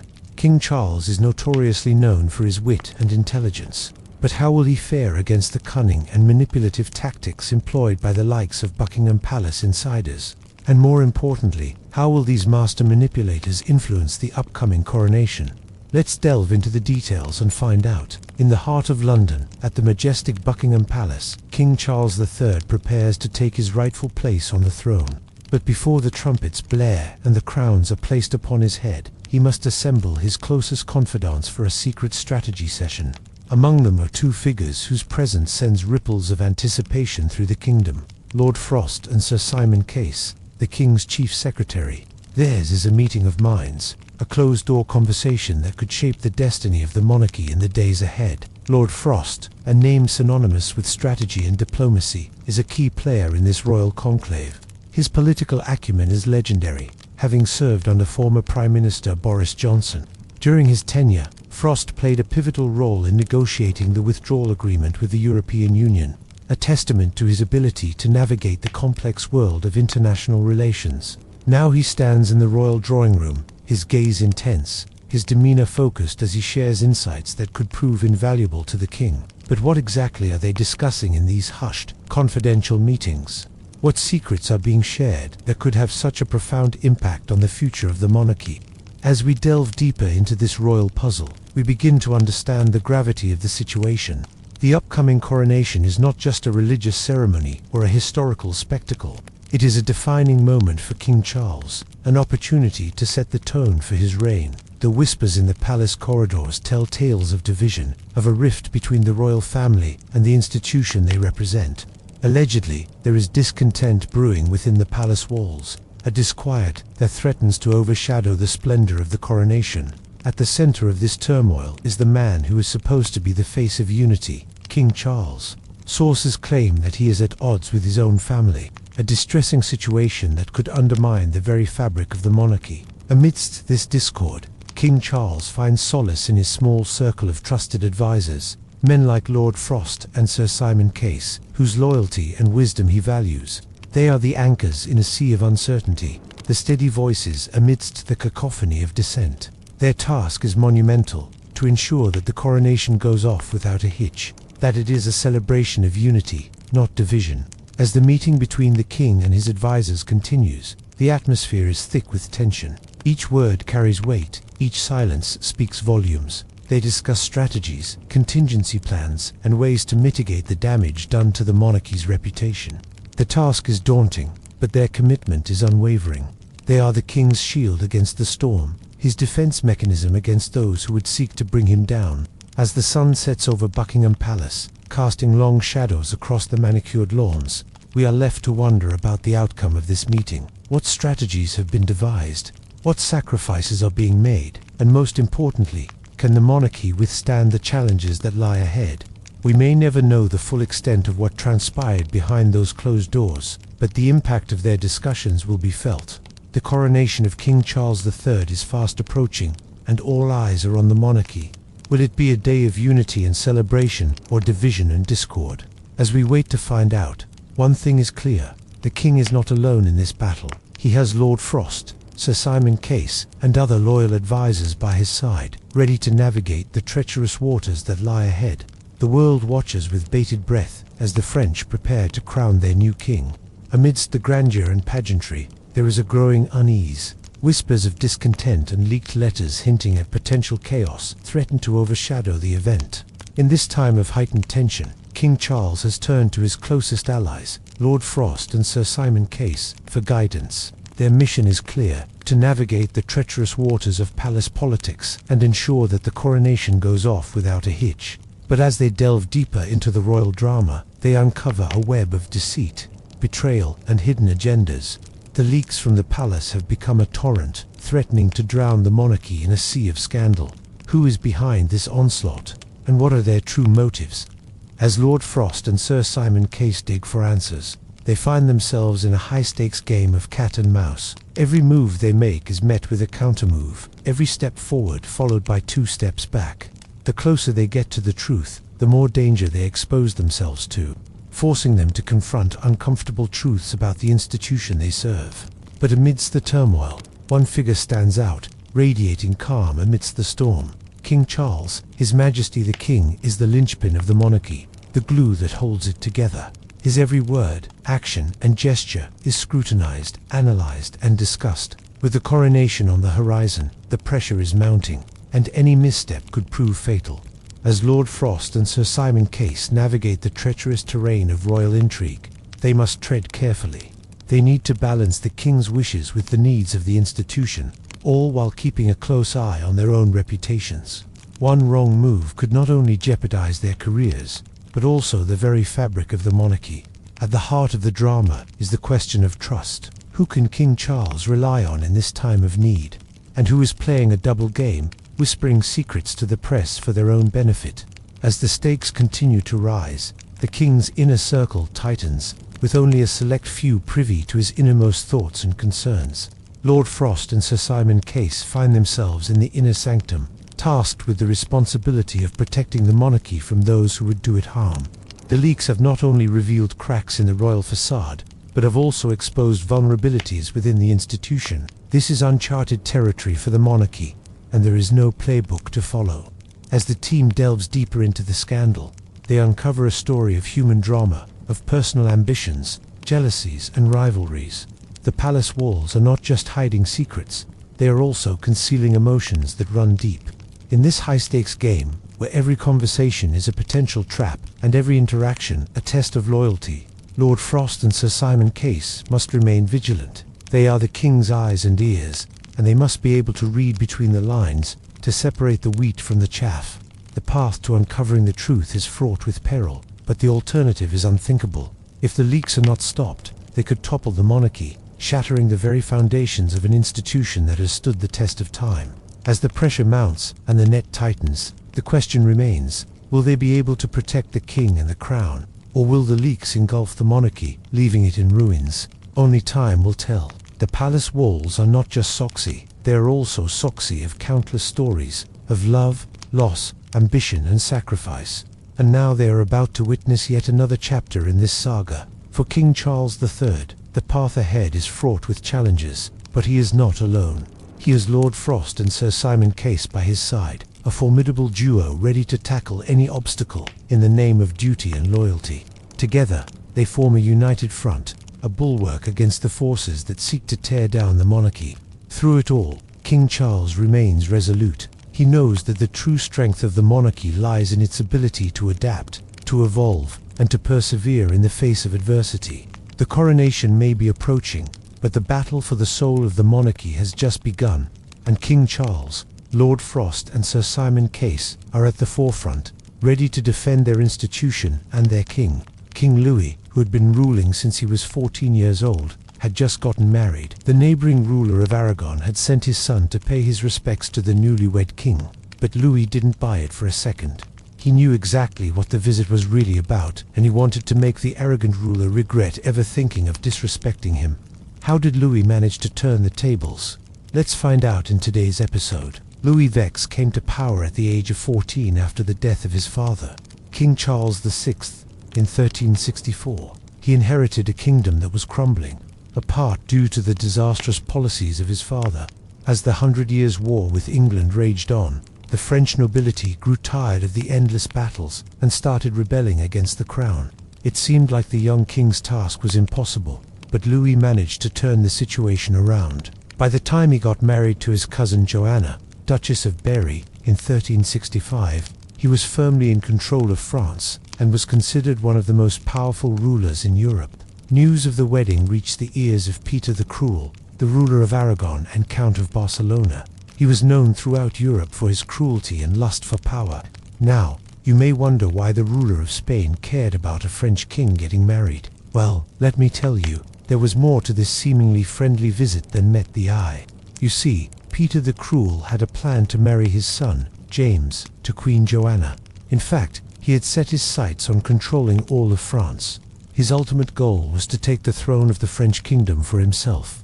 But he couldn't do any of that unless he got rid of King Louis first. Meanwhile, when King Louis heard about Peter's interest in his wife, he was furious. He knew very well that the Spanish ruler only pretended to be paying respects to him and his new wife. His real intention was to humiliate Louis and put pressure on him to agree to the marriage between his wife and Peter's son. And Louis would not stand for it. He decided to play along and invited the Aragonese heir to his court. He welcomed James with open arms and treated him like a member of his own family. Meanwhile, Louis kept a close eye on the Spaniard and made sure that his every move was monitored. He wanted to know if James was truly there to pay respects, or if he had some other motives. One day, while they were hunting together, Louis decided to test James and see how he would react to certain questions. "Tell me, James," said Louis, "what would you do if your father, the Count of Barcelona, asked you to marry my wife?" James was taken aback by the question, but he quickly recovered. "I would never do such a thing," he replied angrily. "Why would you even ask me that?" Louis could tell by the way James responded that the Spaniard wasn't being completely honest with him. He knew that Peter the Cruel would not hesitate to sacrifice his own son if it meant gaining the throne of France. So Louis decided to play his last card. He called for his guards and arrested James on the spot, accusing him of plotting to overthrow him and take his wife. James was taken to a dungeon where he was guarded day and night by armed men. No one was allowed to enter or leave the premises until Louis had made up his mind about what to do with the prisoner. While James was locked up in the dungeon, Louis went to see Peter the Cruel. He confronted the Spanish ruler about his son's alleged treachery and demanded an explanation. Peter the Cruel was furious when he heard about the arrest of his son. He denied having anything to do with any plot to overthrow the French king and demanded the release of his son immediately. But Louis refused to back down. He told the Spanish ruler that he had evidence that James had been plotting against him, and that he would not hesitate to punish him if it was proven that he was involved in the plot. Peter the Cruel tried to reason with the French king, but Louis was having none of it. Days turned into weeks, and still no one came to see James in the dungeon. He slowly lost hope that his father would come to rescue him. However, on one fateful day, the prison door opened, and to his surprise, Peter the Cruel entered the dungeon. "James, my son," said Peter, "I have come to take you out of this place." James couldn't believe his ears. He thought his father had forgotten all about him. "But, Father, why are you here? Don't you think I should be punished for what I've done?" Peter the Cruel shook his head. "No, James, you have learned your lesson. Your mother and I are very disappointed in you, but we will forgive you." Peter the Cruel then led his son out of the dungeon and back to the castle. Everyone was surprised to see them walking together, especially Louis, who was wondering what Peter the Cruel was up to. When Peter the Cruel approached Louis, he bowed his head in submission and asked for his son's forgiveness. "My son has disrespected you, and I am here to apologize on his behalf. Please forgive him, Louis." Louis was taken aback by Peter the Cruel's sudden change of heart. He had expected the Spanish ruler to demand his son's release and cause a diplomatic storm, but instead, Peter the Cruel was begging him to forgive his son. Of course, Louis accepted the apology and forgave James, but he couldn't help but wonder why Peter the Cruel had suddenly changed his tune. Was it just an act, or had the Spanish ruler really realized his son's mistake? Louis decided to wait and see and let James's actions speak for him. After the incident, James became a changed man. He realized that he had been wrong and that his father was truly sorry for his actions. Together, they worked hard to repair their relationship, and James became a loyal and obedient son once again. A few months later, Peter the Cruel died, and James became the new ruler of Aragon. He kept his promise to Louis and never tried to take the French throne for himself. Instead, he became a close ally of France and helped Louis in his fight against the English. As for Louis, he continued to rule France with wisdom and strength. He successfully defended his kingdom against the English and restored order and stability to the country. He is remembered as one of the greatest kings of France, and his legacy continues to inspire people around the world. If you liked this episode, make sure to leave us a thumbs up and subscribe for more historical tales. Let us know in the comments below if you think James was truly sorry for his actions, or if he was just acting under his father's orders. We can't wait to hear your thoughts. So join the discussion and let your voice be heard. And now, back to the story. King Louis wakes up in his bed and finds Princess Amara standing over him with a dagger raised. He doesn't panic or beg for mercy. Instead, he asks her why she would do such a thing. Her parents had told her that he was a tyrant who ruled the land with an iron fist, hoarding the nation's wealth and denying it to them. Yet what Louis sees when he looks at Mara is a young woman torn between her love for the man in the bed and the expectations placed upon her by her family. She drops the dagger and falls to her knees beside the bed, weeping softly. Louis reaches out, takes her hand and says there are two things he wants to show her. The first is a scroll bearing the royal seal, which indicates that her father, the Duke of Burgundy, had attempted to bribe the Queen of France so that her daughter would become Louis's wife. When he tore the scroll, he was so enraged by his advisor's betrayal that he accidentally revealed another plot hatched by the Duke to have Louis killed during a hunting trip and the throne passed to Amara's older brother. But Louis survived the attempt on his life, and here he is, very much alive and now engaged to Amara. She weeps even harder, overwhelmed by the realization that her father would betray the king and jeopardize her chance of happiness. Louis consoles her, promising that all will be well if she remains by his side. They embrace as the first rays of sunlight peek through the window. In the courtyard, Lord Olivier approaches Sir Gareth and asks why the princess hasn't come down for breakfast yet. Gareth replies that she's probably still sleeping, but Olivier thinks something else is going on. Just then, Amara appears at the top of the stairs and slowly descends them. Her face is pale and drawn, her eyes filled with sadness. Olivier greets her warmly and offers his arm to escort her to the table. She accepts without a smile. At the table, the king inquires after Amara's health, but she only responds with a few words. She pushes her food around her plate, barely touching it, and soon excuses herself to attend to a sick maid in the castle. As soon as she leaves, Louis turns to his men and says they need to get ready to leave. He tells them that he has sent word to the Queen of France that he will arrive in 3 days with a small retinue, and that she should send Amara to meet him wearing only the clothes on her back. The Queen had given her permission to choose her own wedding ring, and Louis wants her to bring it with her. Gareth objects, pointing out that the princess has been acting strangely ever since she returned from her visit to the Queen. Louis acknowledges this, but insists that they must leave when they planned. No one else speaks, and they finish their meal in silence. A short while later, Louis enters Amara's room to find her kneeling before a statue of the Virgin Mary. He kneels beside her, and she tells him that she is sorry for her behavior at breakfast. She had received a letter from her mother that morning, and the contents had upset her so much that she could not eat. But now she's fine, she assures Louis, and will do as he asks. she will go to France to be with him. He embraces her and whispers that he loves her. She responds with a sob, burying her face in his chest. Suddenly, Mara hears a knock at the door and calls for her lady-in-waiting to enter. She excuses herself from Louis's embrace and rises to take a seat at her dressing table. The lady-in-waiting Elodie asks about her plans for the journey to France, and Amara admits that she doesn't know what to do. Her mother will surely be furious when she learns that Amara intends to marry the man her father tried to kill. Elodie advises her mistress to forget her family and embrace her new life with the king. Amara shakes her head, saying that she cannot abandon her responsibilities to her people. Then she dismisses Elodie to prepare her things. As Elodie exits the room, Louis enters and informs Amara that they must depart immediately. He holds out his cloak for her to wrap herself in and leads her from the room. At the bottom of the stairs, they encounter the Duke, who stares at them coldly. Louis greets his future father-in-law politely, and Amara curtsies her head in acknowledgement. The Duke does not reply. Instead, he steps aside to let them pass and walks away. They leave the castle in a hurry, arriving at the forest's edge just as night falls. Louis dismounts to help Amara off her horse, but she seems distracted and doesn't respond when he asks if she's all right. She tells him that she needs to say goodbye to her people before continuing on their way. He understands and lets her go.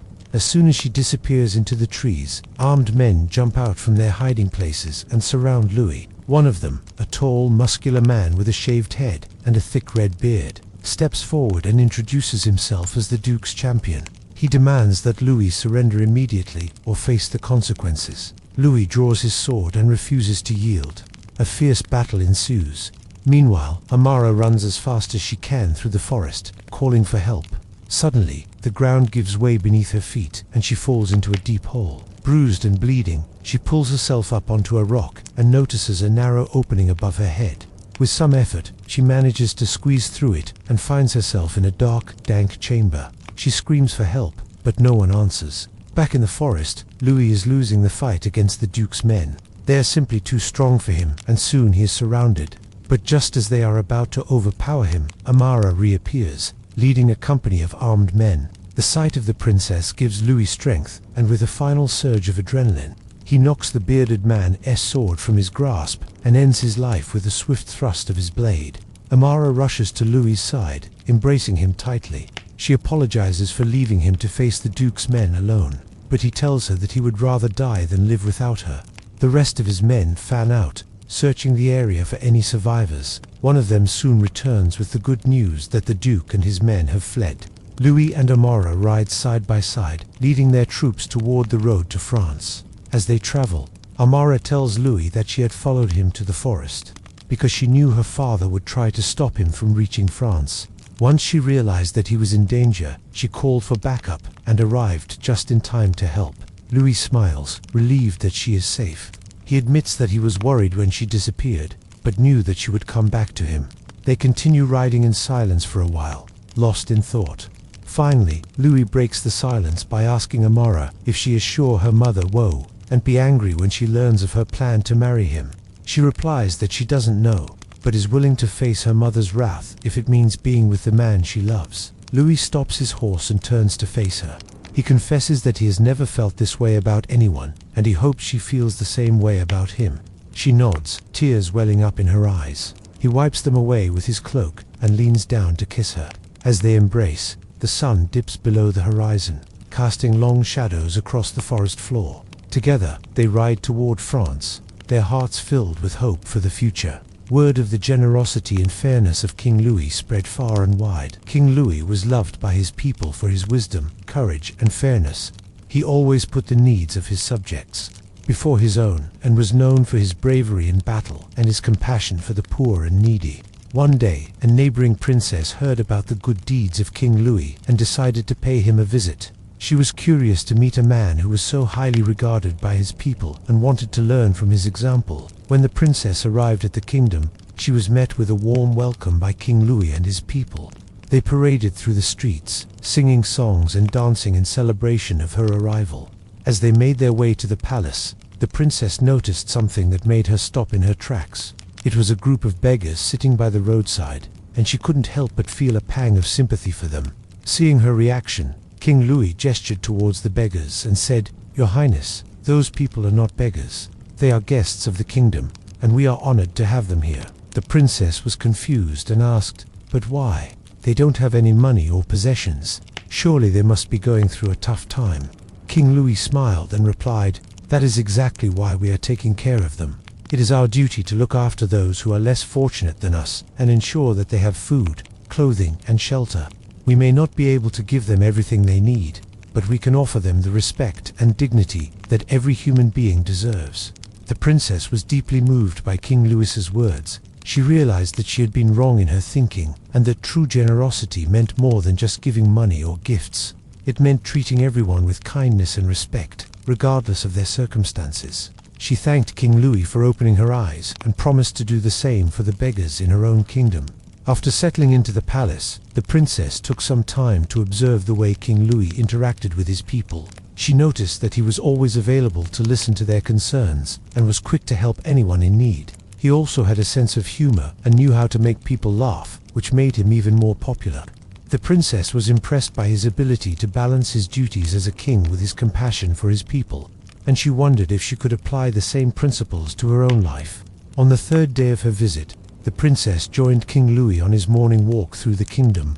As they strolled through the streets, they stopped to greet some children who were playing outside.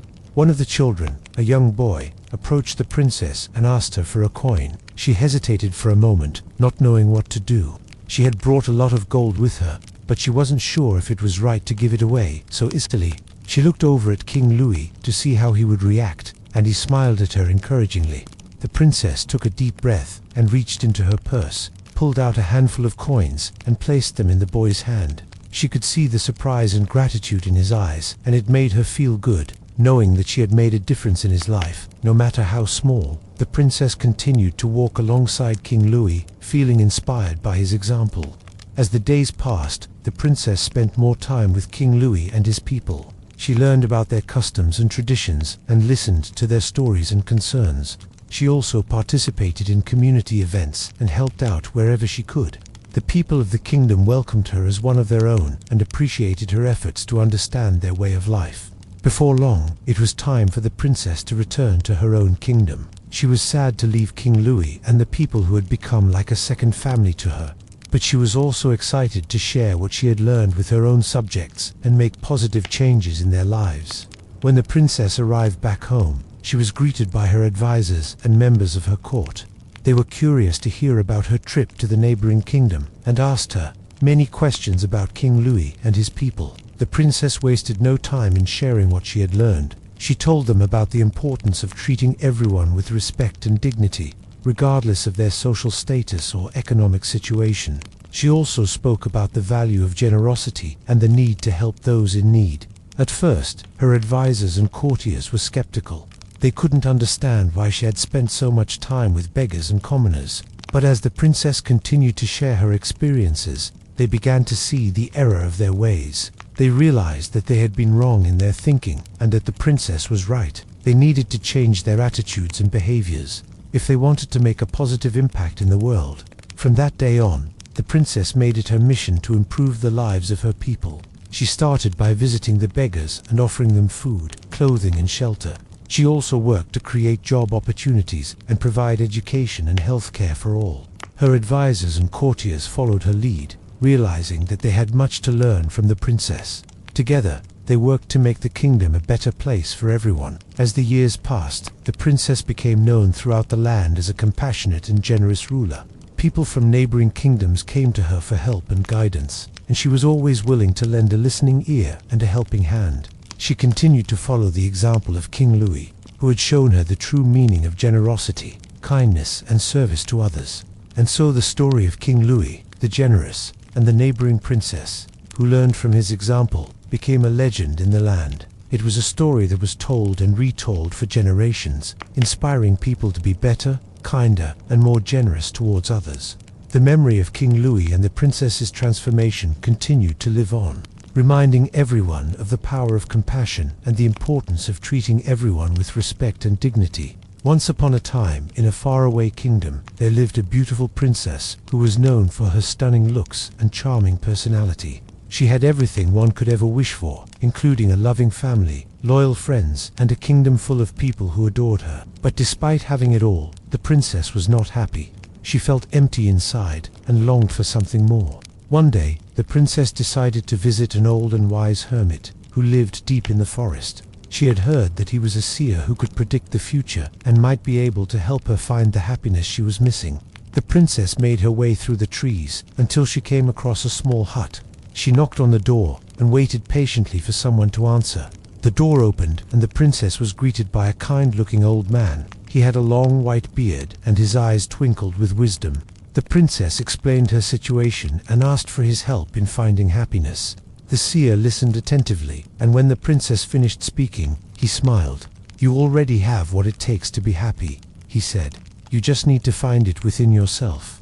The princess was confused and didn't understand what he meant.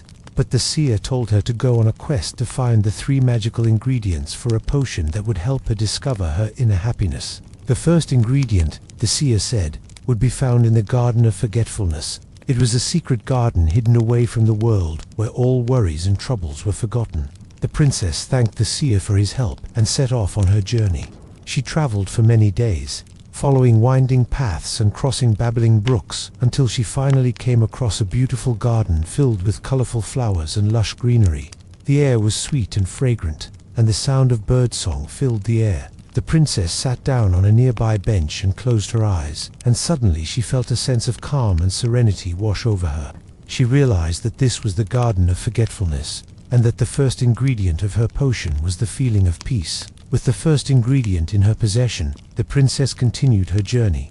The seer had told her that the second ingredient would be found in the Crystal Caves, a place where all dreams and desires were said to come true. After many more days of travel, the princess finally found the caves. They were hidden behind a waterfall, and inside was a sparkling crystal lake. The princess gazed into the water and saw visions of her future self, living a life full of joy and contentment. She realized that the second ingredient was hope for a brighter future. With both ingredients in hand, the princess went back to the seer to complete her potion. But when she arrived, she found that he was nowhere to be seen. The princess was disappointed, but she had learned a lot on her journey and was more determined than ever to find her own happiness. She remembered the sights, sounds and feelings she had experienced in the Garden of Forgetfulness and the Crystal Caves, and realized that these were the things that made her truly happy. So instead of giving up, the princess used these experiences to transform her own life. She created a beautiful garden in the castle grounds where she could relax and find peace. She started a charity to help those less fortunate than her, which gave her a sense of purpose and fulfillment. And she surrounded herself with friends and family who brought her joy and laughter. In the end, the princess never did find the seer again, but she didn't need his help anymore. She had discovered the secret to happiness within herself, and that was all that mattered. From then on, the princess lived a life filled with purpose, joy, and contentment. She was a role model to her people, showing them that happiness could be found in the simplest of things, and that all you need is a little bit of hope and a lot of love.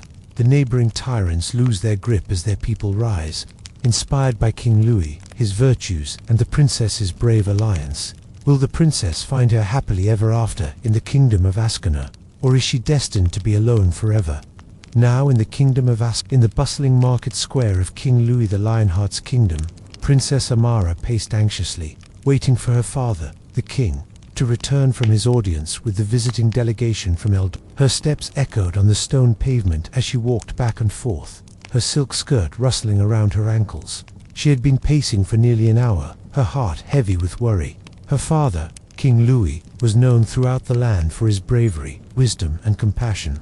But recently, a shadow had fallen over him, a dark cloud of indecision that worried Amara. Ever since he ascended to the throne, he ruled with a firm but gentle hand, always putting the needs of his people before his own. But now he seemed troubled, lost in deep thoughts that clouded his usually sharp intellect. It all started with the arrival of the Eldorian delegation, led by the enigmatic Baron, Alexia Volkov. Their purpose, to negotiate a marriage alliance between Princess Amara and the Baron's son, Prince Caius. From the moment they stepped into Askana, the Volkovs had exuded an air of superiority, their every word dripping with condescension. Amara couldn't understand why her father, a king who prided himself on his dignity, was entertaining this proposition. As the weeks passed and the princess's 21st birthday drew near, the pressure mounted. The looming marriage to Prince Caius, a man she didn't know and didn't want to marry, threatened to consume her life. But the turning point came during a private conversation between Amara and her father. "Father, why are you doing this?" she asked, her voice trembling with unshed tears. "Why have you arranged this marriage to Eldoria?" King Louis sighed, running a weary hand through his thick dark beard. "It's for the good of the kingdom, Amara," he said, his voice heavy with the weight of responsibility. "The alliance with Eldoria will bring prosperity and protect us from our enemies." "But at what cost?" Amara cried out, her voice echoing in the vast chamber. "I don't love this Caius. I never will. You're sacrificing my happiness for political gain." "You misunderstand, child," her father said, his tone softening. "I never forced you to marry anyone. You're free to choose your own path. Then why not let me choose my own husband?" Amara retorted, her anger rising. "Why force me into a marriage I don't want?"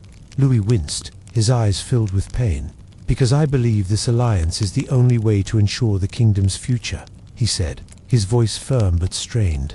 "And besides, it is tradition for the king to arrange marriages for his children." Amara shook her head, tears streaming down her face. "Then let tradition go," she whispered, her voice breaking. "Let me choose my own happiness." With that, she turned and fled the room, her heart heavy with despair. She knew her father wouldn't change his mind. He was as stubborn as an ox, his mind made up.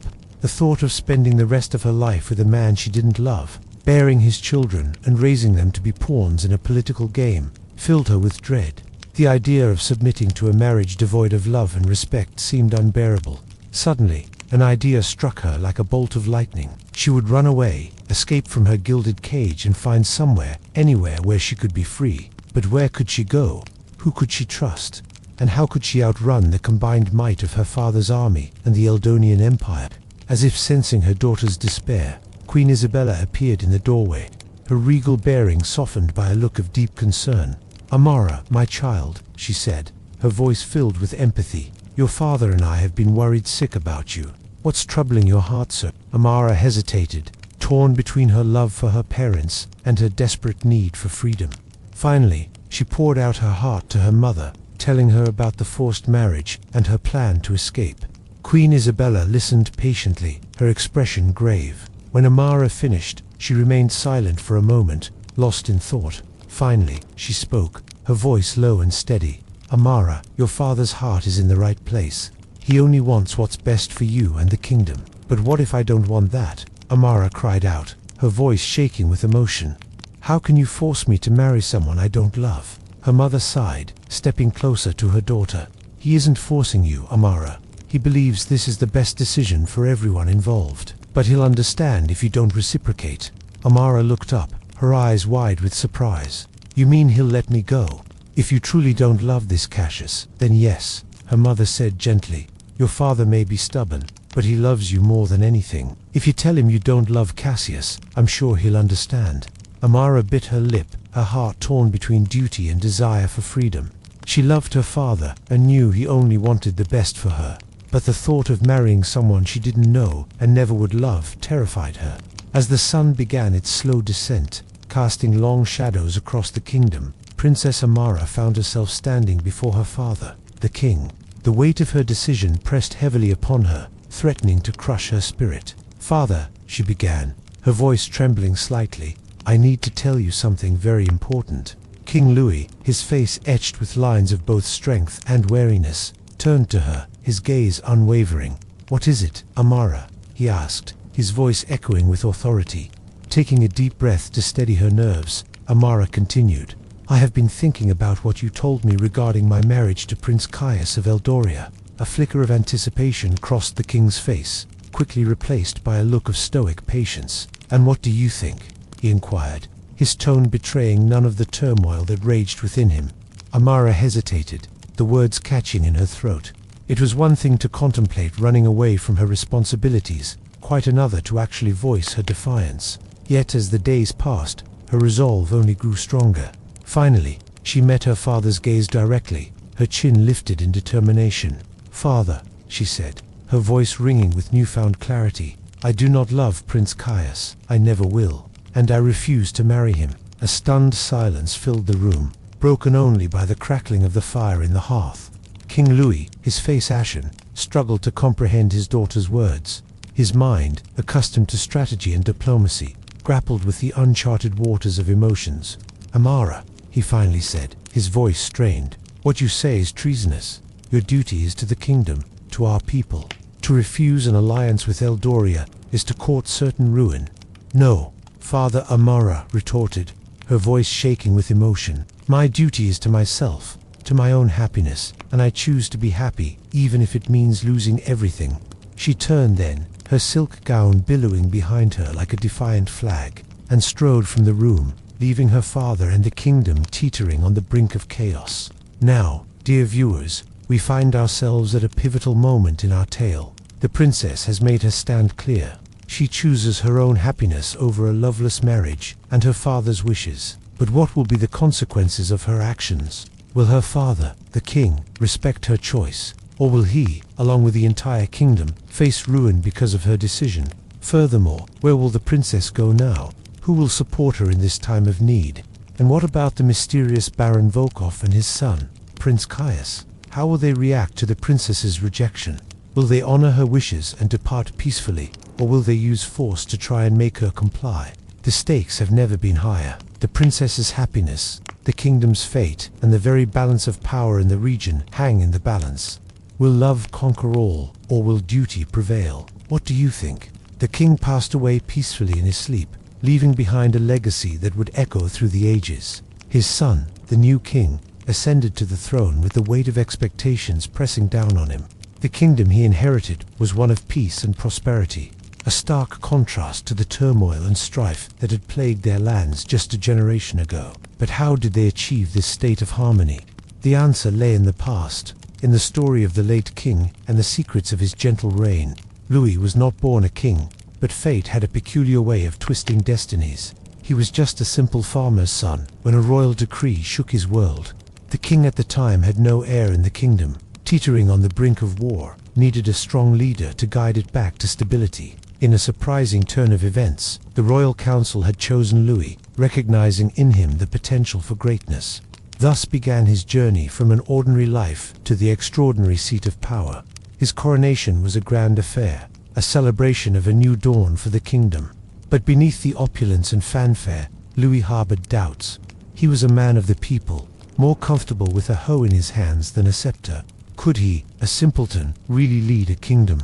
As he looked out at the sea of expectant faces, he knew he had to rise to the occasion. He owed it to the kingdom, to his ancestors, and most importantly, to himself. In those early days, Louis struggled. The weight of the crown was heavy, the responsibilities daunting. Every decision he made was scrutinized, every move calculated. But Louis, ever the pragmatist, tackled each challenge head-on. He might have been a farmer by heart, but he was blessed with wisdom beyond his years. He listened to his advisors, learned from his counselors, and above all, remained true to himself. His first order as king was to recall the royal architect, a man renowned for his brilliance, but also notorious for his arrogance. Louis summoned him not to design palaces or oversee city renovations, but to build a single cottage. It was to be modest, built from materials that any farmer could source and designed for easy and quick construction. The architect was confused, but a king's command was absolute, so he set to work. Within weeks, a small cottage rose from the ground, simple yet sturdy. Then came the king's next directive, recalling the royal tailor, famed for crafting garments fit for royalty, but whose creations were as impractical as they were beautiful. Louis wanted a set of clothes, not to display his wealth or power, but something that a commoner could wear while working in the fields. The tailor, baffled but obedient, created a set of durable, comfortable clothing. Word of the king's unusual requests spread, each tale adding a layer of intrigue to the enigmatic monarch. Some whispered that he'd lost his mind. Others wondered if he was testing his advisor's loyalty. But Louis had a method to his madness. Then came the day that solidified his legacy, the day he walked among his subjects, not as a distant monarch, but as one of them. He labored alongside the farmers, his hands getting dirty, his back aching from the sun's relentless glare. At the end of the day, as the sky bled into hues of orange and purple, he sat with the villagers, sharing their simple meals and listening to their stories. From that day forward, King Louis became known as the Farmer King. While his peers might have reveled in luxury, he chose to live among his people. He understood their struggles, their joys, their hopes and dreams, because he'd lived it himself. His counselors tried to convince him to return to the palace, but Louis was resolute. He built a small house near the village, a place where he could connect with his subjects without the barriers of rank or status. Years rolled by, seasons changed, and the kingdom prospered under his rule. There were challenges, of course, disputes over land, disagreements between villages, even threats from neighboring kingdoms. But Louis, with his deep understanding of his people and his unassuming nature, resolved each crisis effectively. He might not have worn fine garments or dined on delicacies, but his subjects were content. They had a king who understood them, who cared for them, and most importantly, one who ruled with fairness and compassion. The neighboring kingdoms watched in admiration as the Farmer King's reputation grew. They had attempted to bully the once weak kingdom, but now it seemed impenetrable. The very qualities that had made Louis hesitate to take the throne were the ones that made him an exceptional ruler. His humility, his empathy, and his down-to-earth nature had turned a kingdom on the brink of ruin into a beacon of prosperity. As the decades passed, the legend of King Louis grew, becoming a symbol of benevolent leadership. Historians marveled at the transformation of the kingdom, and bards sang tales of the Farmer King's wisdom and valor. Yet, amidst all the adulation, Louis remained unchanged. He continued to live among his people, working alongside them, sharing their lives, and making decisions that ensured their well-being. He wasn't blind to the changes his rule had brought. The kingdom, once on the brink of collapse, was now thriving. Trade routes that had lain dormant for years were bustling again. Farmers, once struggling to make ends meet, were now known for their bountiful harvests, and the threat of war had receded, replaced by the peaceful exchange of goods and ideas. But for Louis, these improvements weren't the measure of his success. He saw them as the natural outcome of treating his people with fairness and respect. His greatest reward was the love and admiration of his subjects. To them, he was more than a king. He was a friend, a confidant, and a brother in arms. When the news of his passing reached the kingdom, it was met with an outpouring of grief. People from all corners of the realm came to pay their respects to the king, who had been more than a monarch. He had been a living embodiment of justice, compassion, and unwavering service to his people. The young prince, who would now ascend to the throne, stood before his subjects, his heart heavy with the task ahead of him. He knew he couldn't replace his father. He was no farmer, nor did he have his father's innate understanding of the common folk. Yet as he looked out at the sea of tearful faces, he felt a surge of determination. He would honor his father's memory by continuing his legacy, by ruling with wisdom, fairness, and above all, with humility. As the new king took his place on the throne, the kingdom entered a new chapter in its history. The legacy of the Farmer King lived on, not just in the annals of the kingdom's history, but in the hearts of its people. For they knew that their beloved king hadn't just been a monarch, he had been a beacon of hope, a symbol of justice, and a true friend to the people. And so the story of King Louis, the Farmer King, was passed down through generations, a reminder that true greatness lay not in opulence or power, but in service, humility, and an unwavering commitment to justice.